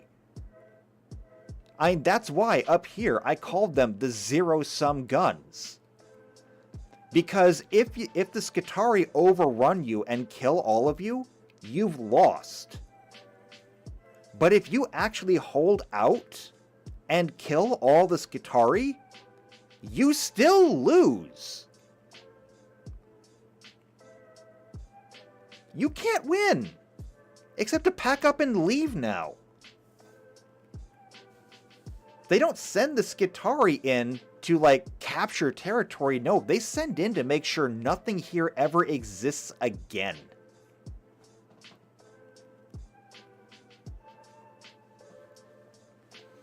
Except for, you know, the Skitarii. The Skitarii can still live there. They're resistant to the radiation. So, I mean, if you send them to a planet that has a population on it and you want to turn it into, like, a forge world, you send in the Skitarii. Because after the Skitarii are done, the planet is basically a radioactive cinder now. Slap down your factories, drop your forges from orbit, send in enough servitors to get everything hooked up, and congratulations, you've got a brand new forge world.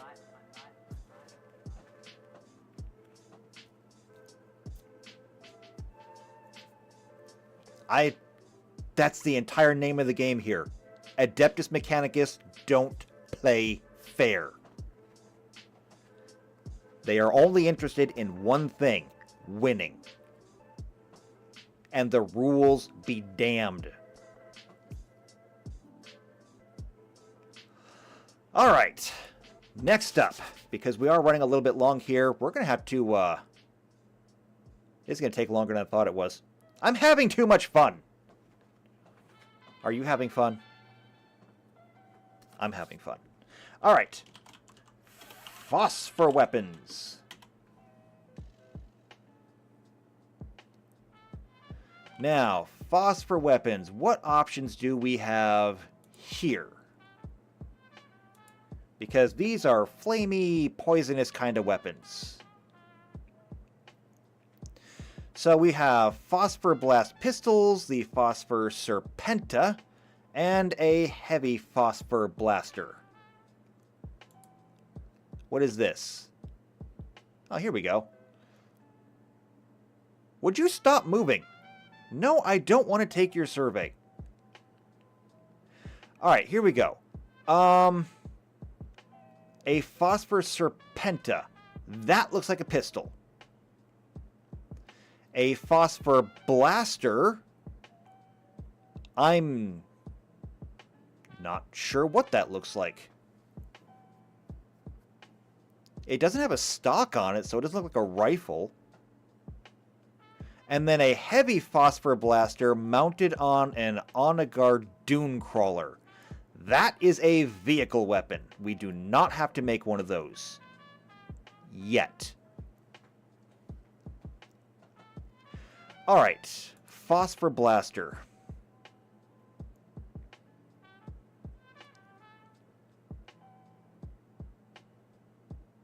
Okay. Oh, here we go. Here's descriptions. The Phosphor Serpenta is the medium-ranged pistol form of a phosphor weapon used by the Sidonian Dragoons for illuminating their targets and often favored as a sidearm by tech priests forced to go into battle directly.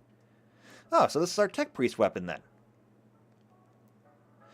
The Phosphor Blaster, however, is a rapid-firing phosphor weapon used as a secondary weapon by the Cataphron Destroyers.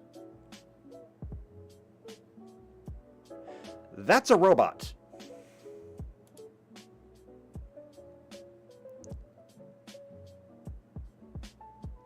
Oh, that is not just a robot, that is a tank. Okay. So, this is using a plasma culven and a Cognis flamer. Doesn't actually show one armed with the phosphor weapon. However,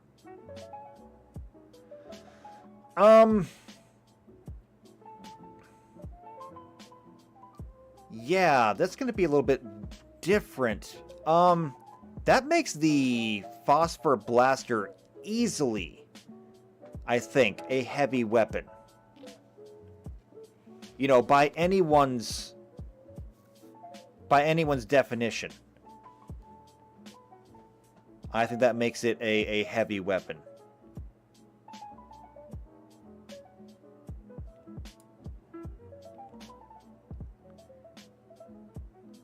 Although it does say it's used as a secondary weapon by the Cataphron Destroyers.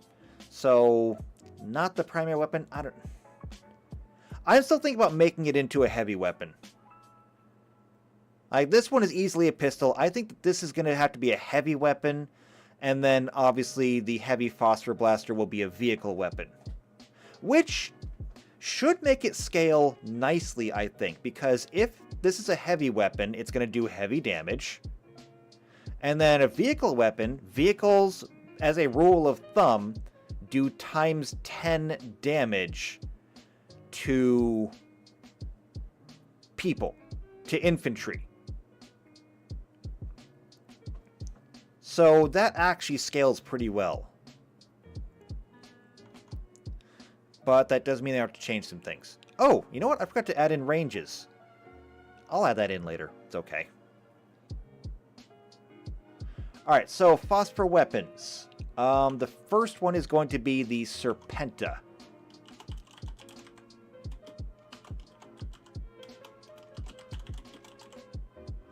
We'll call that the small arm.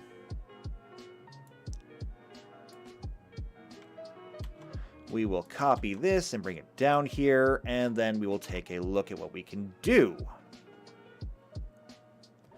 So, Phosphor Serpenta, used by the Sidonian Dragoons. What were they again? Oh, right, those guys. The ones that ride on the great big chicken machines. I'm not apologizing for saying that. I swear, Admech are actually my favorite faction. I promise you. I can't take them seriously. It's alright, though. You're not supposed to take any of 40k seriously. That's like, that. Every time I talk to somebody and they say, I don't like 40k, it's like, why not? Because it's all bloody and gory and it's bad and it's just gross and everything. It's like, you are taking this in completely the wrong way.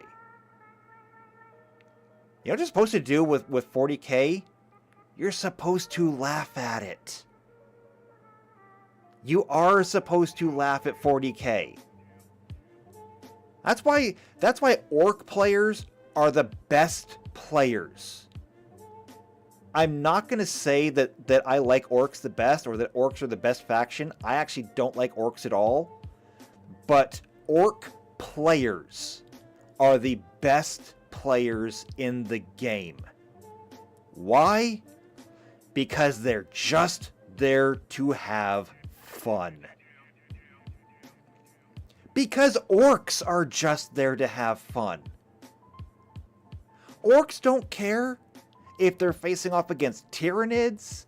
Orcs don't care if they're facing an army of constantly rebuilding Necrons. They don't care if they're facing the combined forces of the greater good. And they don't care if they are facing the most battle-hardened Adeptus Astartes that they will never have a chance of winning against. It could be a squad of orcs up against, who are they? The Custodes? The actual defenders of the Emperor? And the single strongest Astartes from all the legions. And the orcs will be, this is the best day of my life. War! Because that's like the core of 40k. You're supposed to laugh at it. It's so bad, you have to laugh.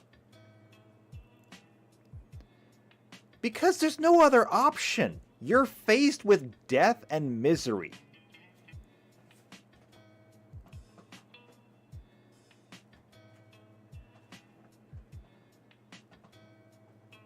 Let's see. Malachi says, if I recall, there's a group of orcs over in the Chaos Realm willingly in constant combat in an arena with Khorne's forces. Maybe. I don't know.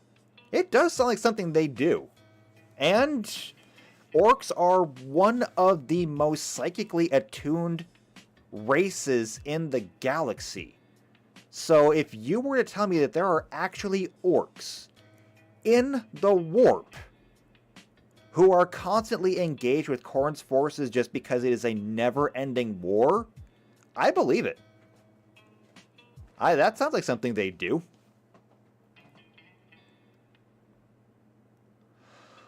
Alright. Phosphor weapons. So, we kind of know what they are. Hold on, I'm going to go back, because there was a link to actual phosphex. And I want to get an explanation of exactly what this is and what it does. And I need a drink real quick.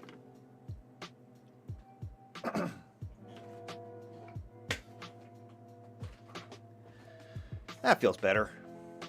Okay, phosphex weapons were deadly incendiaries which usually take the form of a bomb or artillery shell containing a corrosive, plus toxic, plus flammable compound originally called phosphex that is nearly impossible to extinguish short of exposure to the void.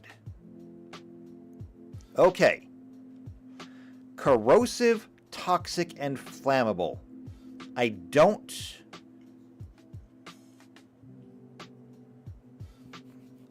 know if I can include all three of those.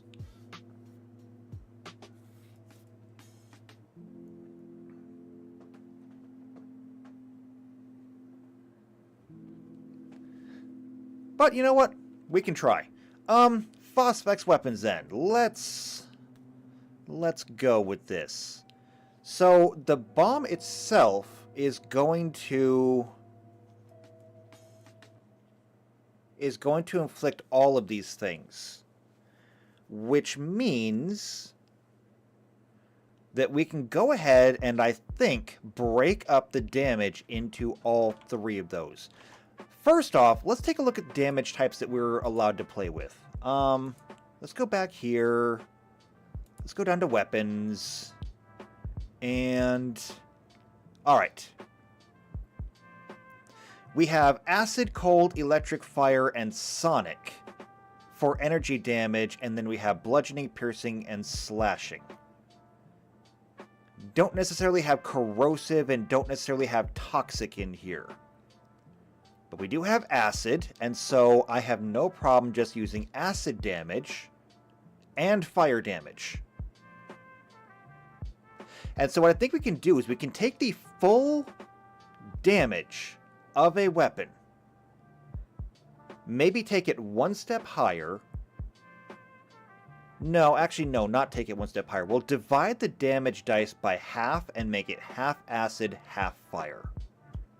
Because when you divide the dice, you actually raise the median damage. So I think that's what we're going to do.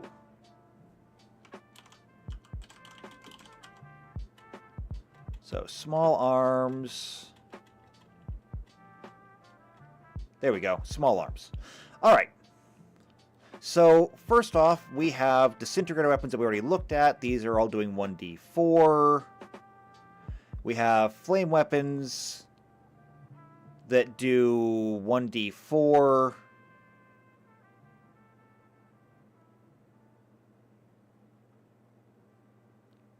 And so, let's see, shock, sonic, uncategorized. We have laser weapons that also do burning damage.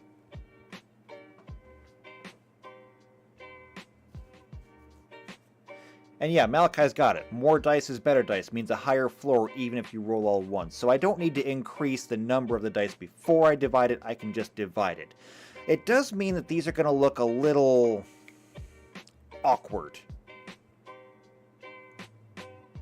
They're going to look a little awkward. So, for example, for small arms, since we're dealing with like 1d4 for both the disintegrator weapons and the flame weapons, it means that I'm going to say Serpenta. Oh, and how do we want to divide these?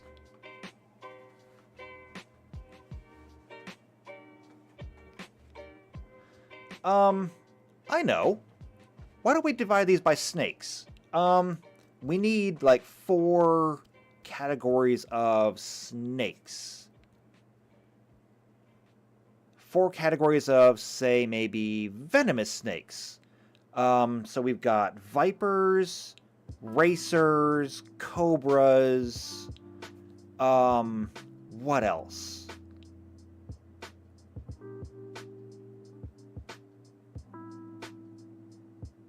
I don't know. I'm going to start with what I've got. If somebody else has got another suggestion for a venomous type of snake, we're good then.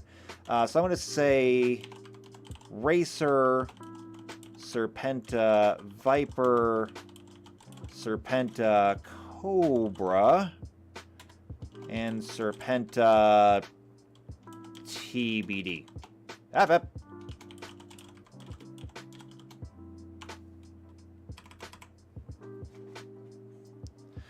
All right, and I'm going to copy what I did before, and I'm just say 1.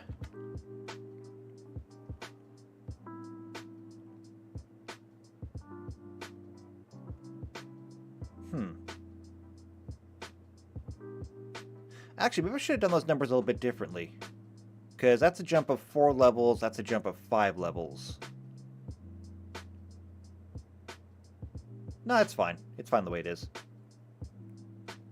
Okay, never mind. I still like it. Alright, now, damage is going to be interesting because it is going to be 1d D2 acid, and then 1d2 fire. The range is only 30 feet. We can keep that. Oh, good ones! Adders, taipans, crates. I'm just gonna take the first one. Adder. There we go. That works. Now we got a name for all of them. Good call.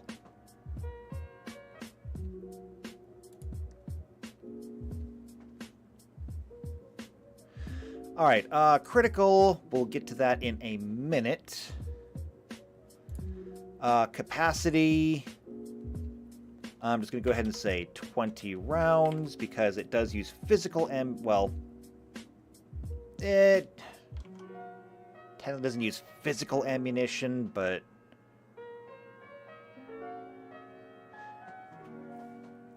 actually no, right here, petrol.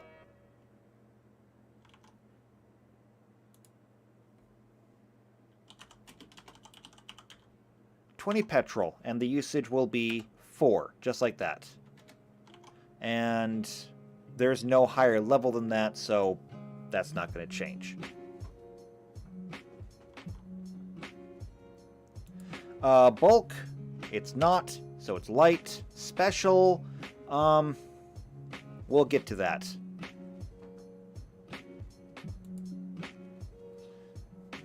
So this is going to go up. It's going to end up being...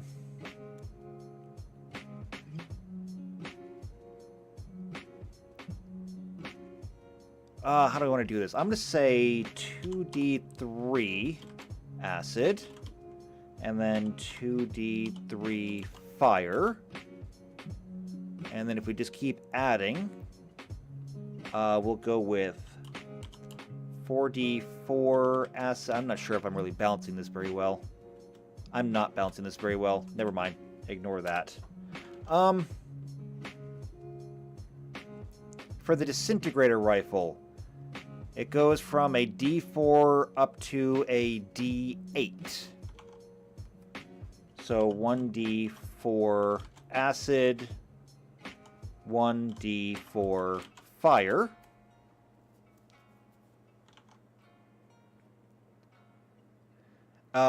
Let's see, that's the Kneeler glove. The cost eject then turns into a 4d4 at level 12. And it doesn't actually have another one. 1, 2, 3. Yeah, it's only got the 3 levels on it. So we'll have to make up our force. So this will end up being 2d4 acid, 2d4 fire. And if we had to step it up again...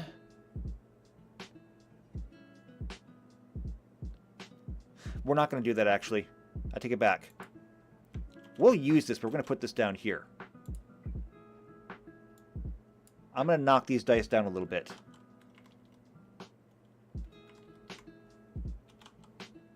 We'll make those 2d3s instead. So, when we look at damage cast, we're looking at a total cap of 4 damage here, a total cap of 8 damage here, a total cap of 12 here, and 16 here. Which is exactly what this does. 4d4 is a total cap of 16 damage.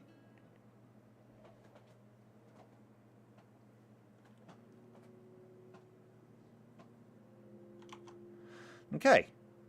So there's our damages done. This can just get copied straight down. So can this. So can this. And this. Now, criticals and specials. And then we'll get down to the heavier one. So when we look at phosphex,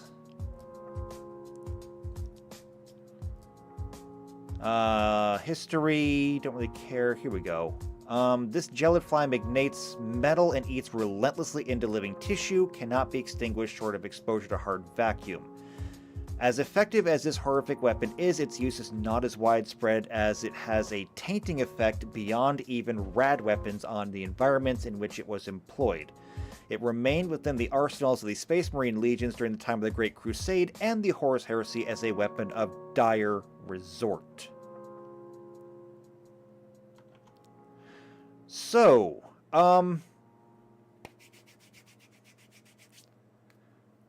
criticals and specials. This thing needs to be dangerous. like, too dangerous to risk using. Like, we're not talking about a self-defense weapon here. We're talking about a weapon that if you try using it, you're probably putting your own life at risk.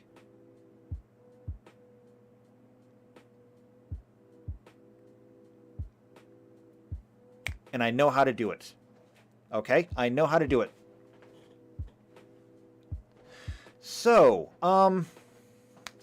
how we're going to do this is we're actually going to go to some different hazard rules.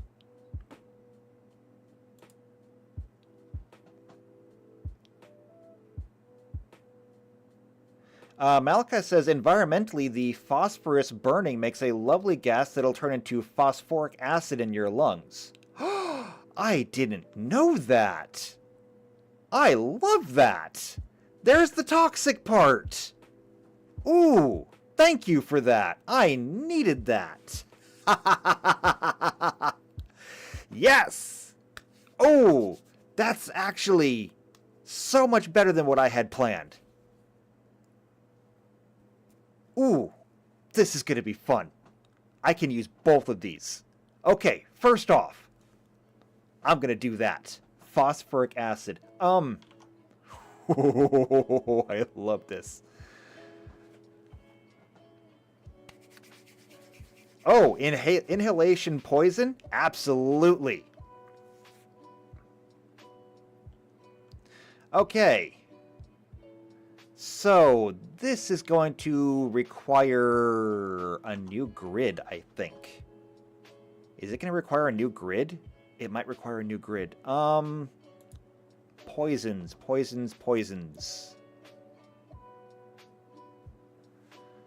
Something...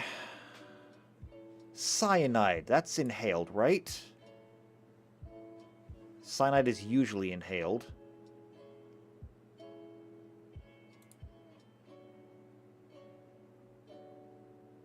Oh, wait. Probably down here. Circuit melter. Here we go. Cyanide. Nope. Contact poison. Is inhaled on here? Yeah, here we go. Insanity mist. Right. Okay. So here's what I'm going to do. I'm going to copy this over.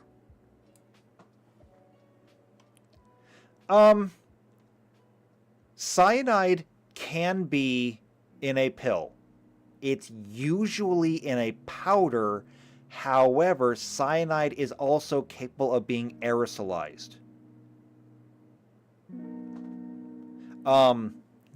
Aerosolized cyanide is actually one of the reasons why people are very interested in things like silicon-based life or other extremophiles on other planets, because cyanide binds to the same receptors as oxygen, which is what makes it so very, very lethal. If you inhale cyanide, you actually asphyxiate at the cellular level. Because we don't have the ability to process cyanide, and we don't have a way to really easily remove it from our systems. However, because of the way cyanide does bond, there's actually a lot of interest in life forms out there that might be able to process cyanide the same way we process oxygen. Maybe not silicon-based life, because silicon-based life is still expected to use oxygen, but there might be other elements out there that might react better. Just fun little fact. Okay. What happens if I just paste this here? Would it let me? That's bad. Undo that. That was very bad.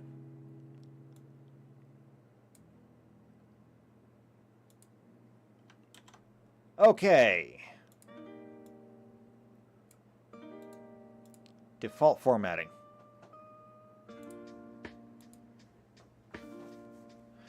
Okay. So we're gonna say, what'd you call it? You called it phosphoric acid. I'm going to call it phosphoric gas. Okay, phosphoric gas. The type poison is going to be inhaled. Save DC. Ooh, what is the DC on this one?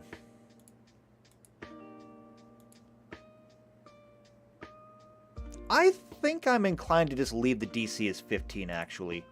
The track, however...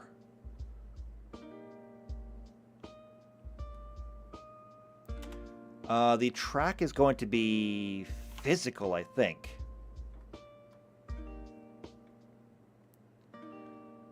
So, like, if I looked at cyanide... Oh, no, okay, I gotta pick a different one. So phosphoric acid is going to be a track of constitution.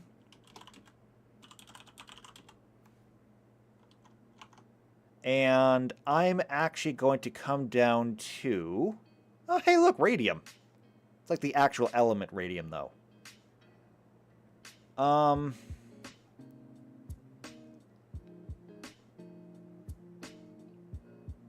Where was the hydrochloric acid? Because I know that I saw it.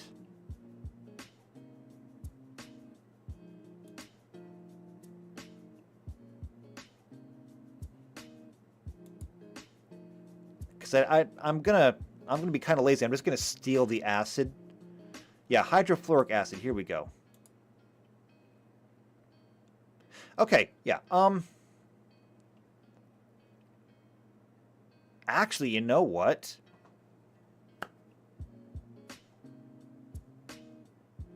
I'm gonna save myself a whole lot of effort. Check this out. I am going to save myself so much effort.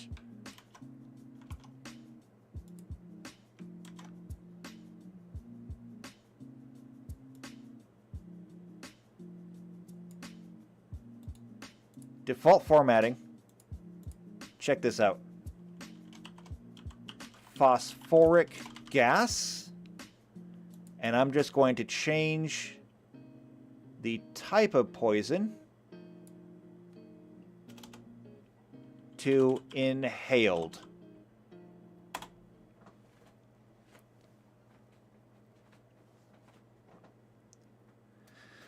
And I'm going to leave that just as it is. Because if, you know, I'm pretty sure that phosphoric acid is probably really nasty. I'm not a chemist, but most phosphor-based chemicals tend to be among the most aggressive of acids, if I recall correctly. Or is it the most aggressive of bases? I'm not sure. Either way. No, it'd be acids. Acids react with you react with bases. So phosphoric stuff is probably acid. So we'll just leave all of that the same.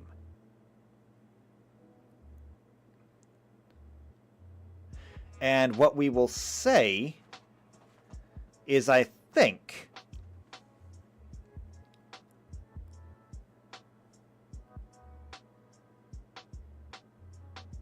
I'm going to move this over.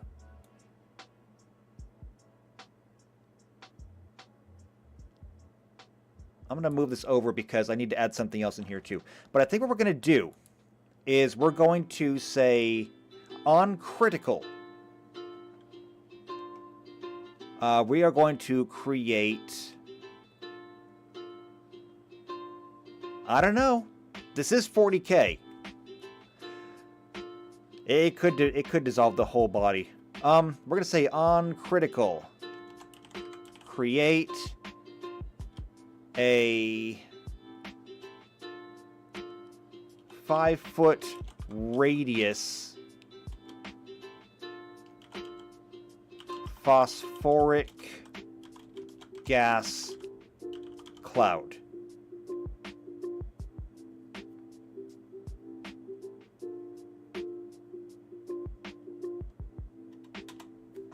So, Oh, JP's got to run. Yeah, we're running a little bit longer here. We're going to be wrapping up as soon as we get the phosphor weapons done. But thanks for coming in, JP. It was good to see you. All right, so you're firing the phosphor weapon. You roll a 20, and at the point where, at the target's point, you'll create a 5-foot radius. So that'll be, their square plus all the squares around them. Cloud of phosphoric gas. And that's going to be bad. I mean, that's nobody wants this. But it's going to get worse. Because we are going to add asphyxiating.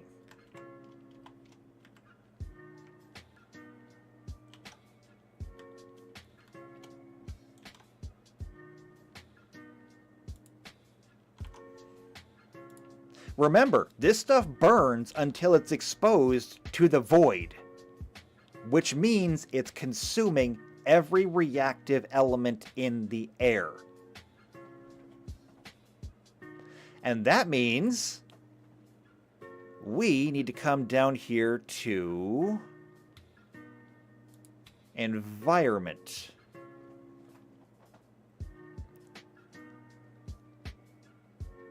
And specifically, atmospheres.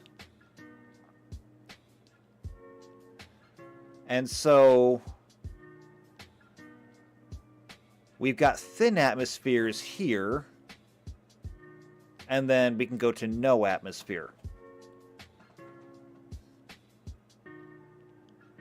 And we can treat it that way because there may be an atmosphere there, but it's increasingly not suitable to your form of life.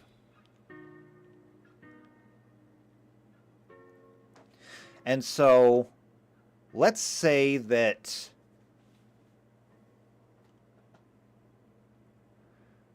how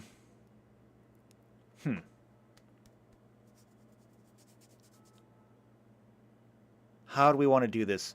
We're going to say that asphyxiating in an enclosed space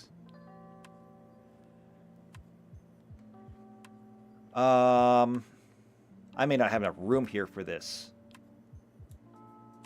Smooth this over a little bit more.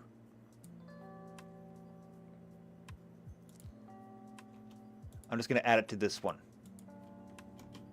In an enclosed space. There we go. All right. So, after firing this weapon, after firing the weapon,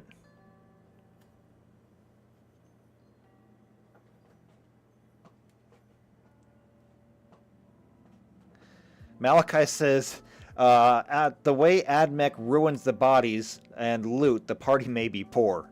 I mean, that's not wrong. So after firing the weapon, after 1 minute, lower the atmosphere by 1 step. Okay, so if it was a normal atmosphere, you pull the trigger on this gun, whether you hit them or whether you miss them, something is going to be on fire. And it's going to start consuming the oxygen, which means that after 1 minute, if you had normal atmosphere, it becomes thin. Okay. That's going to be normal, thin,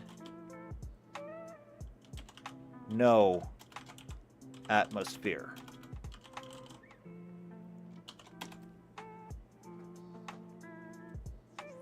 And so that would normally be 10 rounds. However, every additional shot Shortens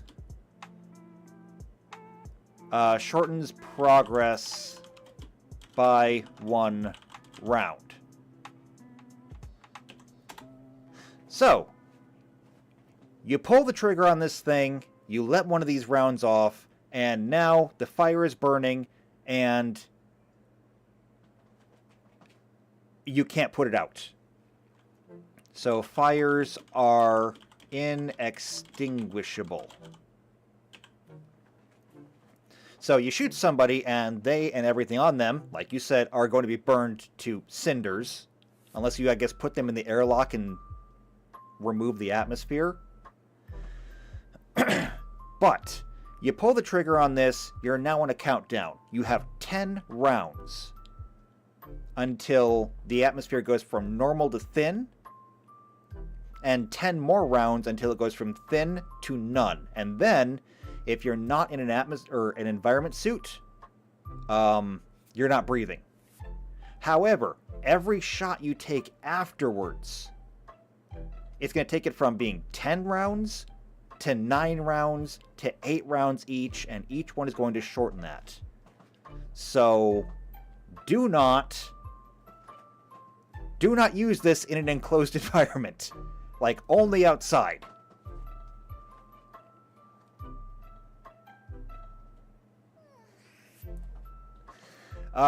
Malachi says, attention, all parties with an Admech member. All combat is now to take place with scuba and full NBC gear. That is all. I mean, fortunately, most of your armor does actually come with a helmet, gloves, boots, everything that you need to exist in a zero atmosphere environment. But it doesn't last that long. So you can use it. You just have to be really, really super careful about it.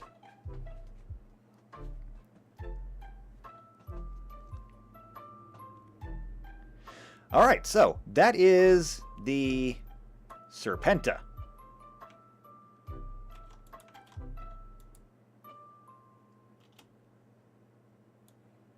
And this can actually all move... Well, okay.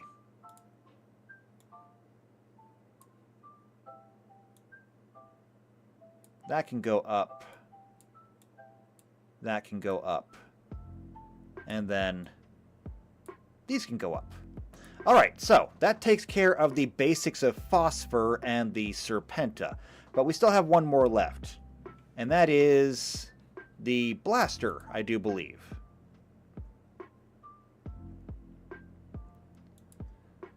Phosphor weapons. Yeah, Phosphor Blaster. So this is going to be a blaster. And this is going to be a heavy.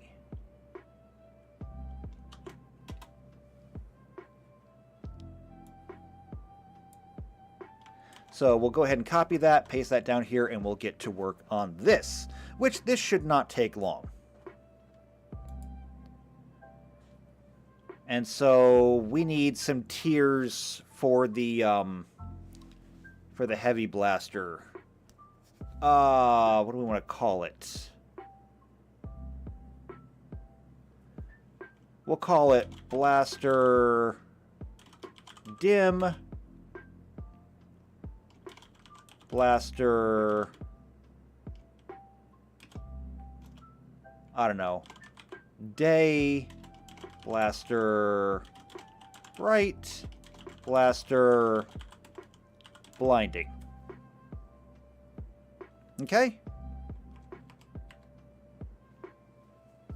I don't know, maybe I shouldn't use blinding given that's a condition. But, too late. I'm going to say 3, 8, 13, 18.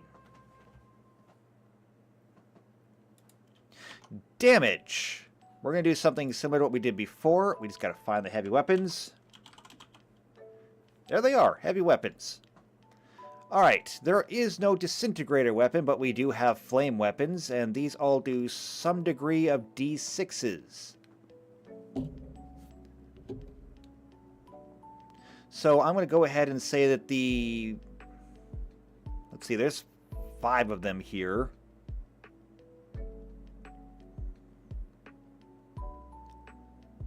I mean, I suppose we could do 5.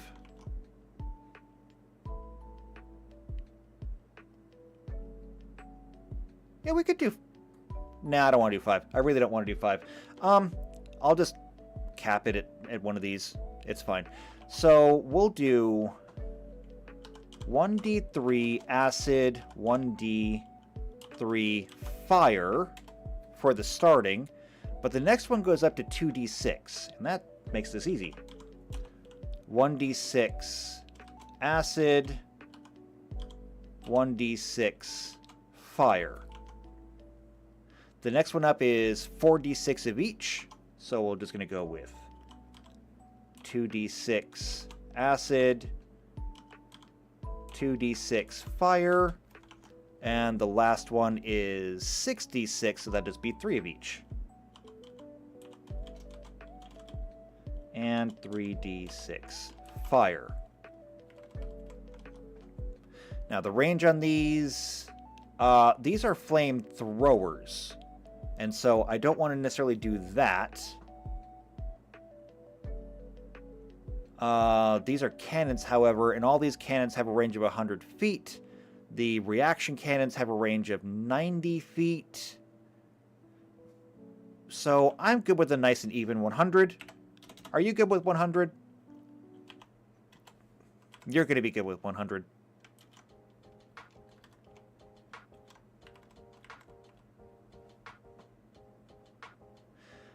Capacity, though. These are also going to use petrol. No, these are using... No, hold on. Here we go. Yeah, petrol. Here we go. I'm just going to borrow the same from here, then. Because that looks super simple. The bulk, however, on these is 2. And so we're going to keep that. Malachi says, flickering, glinting, shining, blazing, radiant? I mean, they're not bad. I can do that. I'm going to skip flickering, just because it's really long and doesn't sound very good. But yeah. Glint.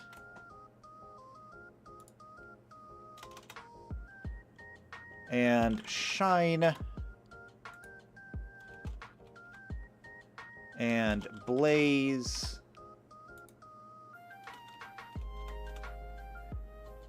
And radiant. Good. Works for me.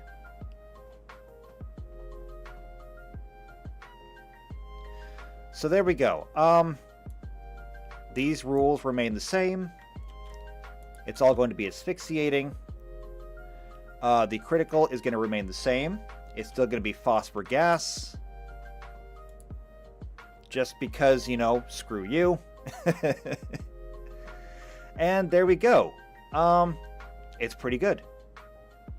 So the pistol will actually kind of do a little bit more damage at level 10 than the level 1 does. No, actually, the tier 3 pistol does about the same damage as the tier 2 blaster, and that's kind of crazy, but I suppose, you know, it is, like, really high level.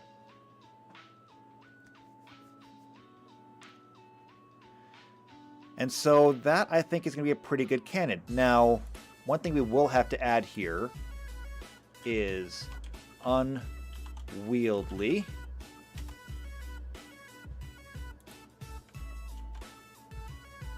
Because it is. It's unwieldy. And, you know, at 2 bulk, I don't know if you want to carry this thing around. Plus all the petrol to put into it. Although I suppose it shouldn't really be petrol. I suppose we should make this its own thing.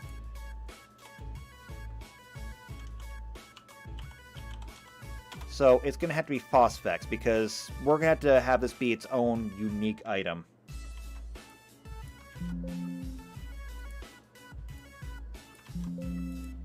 There we go.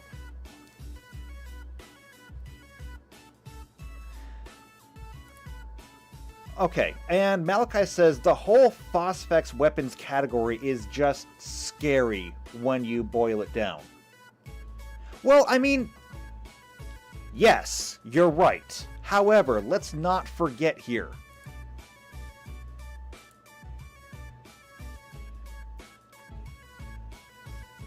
Let's see. The incendiaries used to take the form of bomb and everything else. They were used times in here during the Great Crusade in areas where they were considered weapons of mass destruction. Thankfully, these rare and deadly armaments now are used very sparingly within the arsenals of the Imperium of Man's military forces, as only a limited and irreplaceable stock remains deployed among the Scutari of the Adeptus Mechanicus and the siege armies of the Astra Militarum. Basically, what we're talking about here is a weapon so destructive that even Warhammer 40k said it's too far. Do you know how long the list of weapons that 40k has said go too far is? It's not a long list. It's not the only thing on that list, but it's not a long list. And this is one of them. Which does mean, you know, you're worried about how dangerous this weapon is. Imagine you guys are playing Rogue Traders, okay? Imagine that you're in Imperium space. Imagine that an Inquisitor shows up and says that we need to check your ship for heresy. Imagine if they find one. How do you explain to the Inquisitor that you have phosphor weapons on board?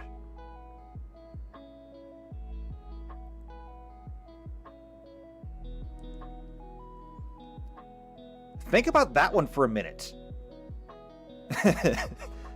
It's like, oh, what do you have here? That's a bolter. Yeah, you can keep that. What's this? Oh, is this an artifact from the Necron? Is it tagged and properly categorized? Yep, okay. What is this? Tau lasers. Okay. Is that an actual marker light? That's cool. Is that a phosphor weapon? Oh no, you go straight to jail. Straight to jail.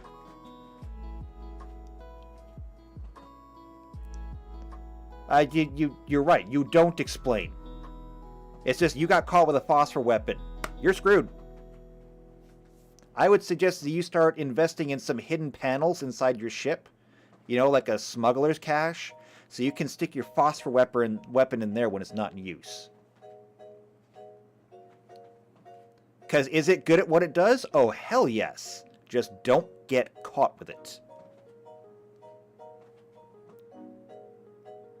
But yeah, phosphor weapons.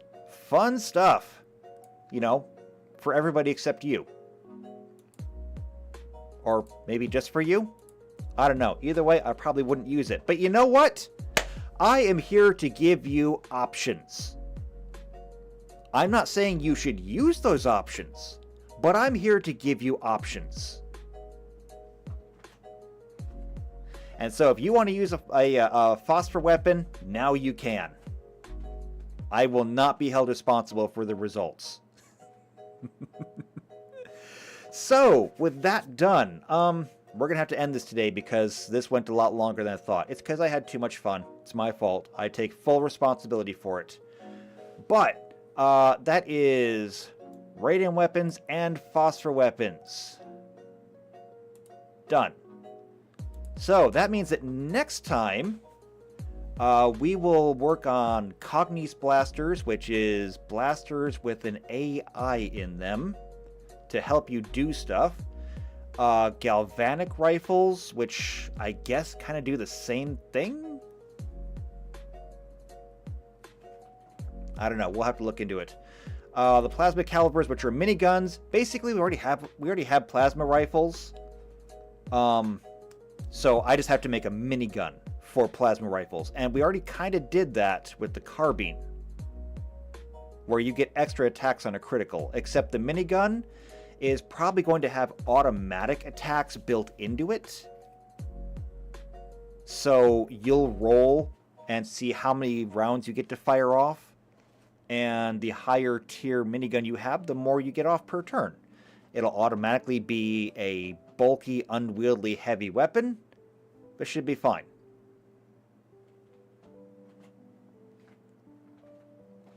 Tux says, is that a phosphor weapon? Suddenly turns to chaos, despite never considering it previously. Well, I mean, corn might save you from the Inquisitor.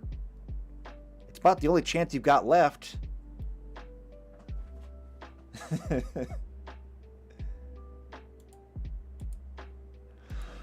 Alright. Malachi says, so what happens when I get bored and shoot a case of Foxfex round that my friend just threw at the Inquisitor? I don't know, but if it's on your own ship, it's probably going to end poorly for everybody involved.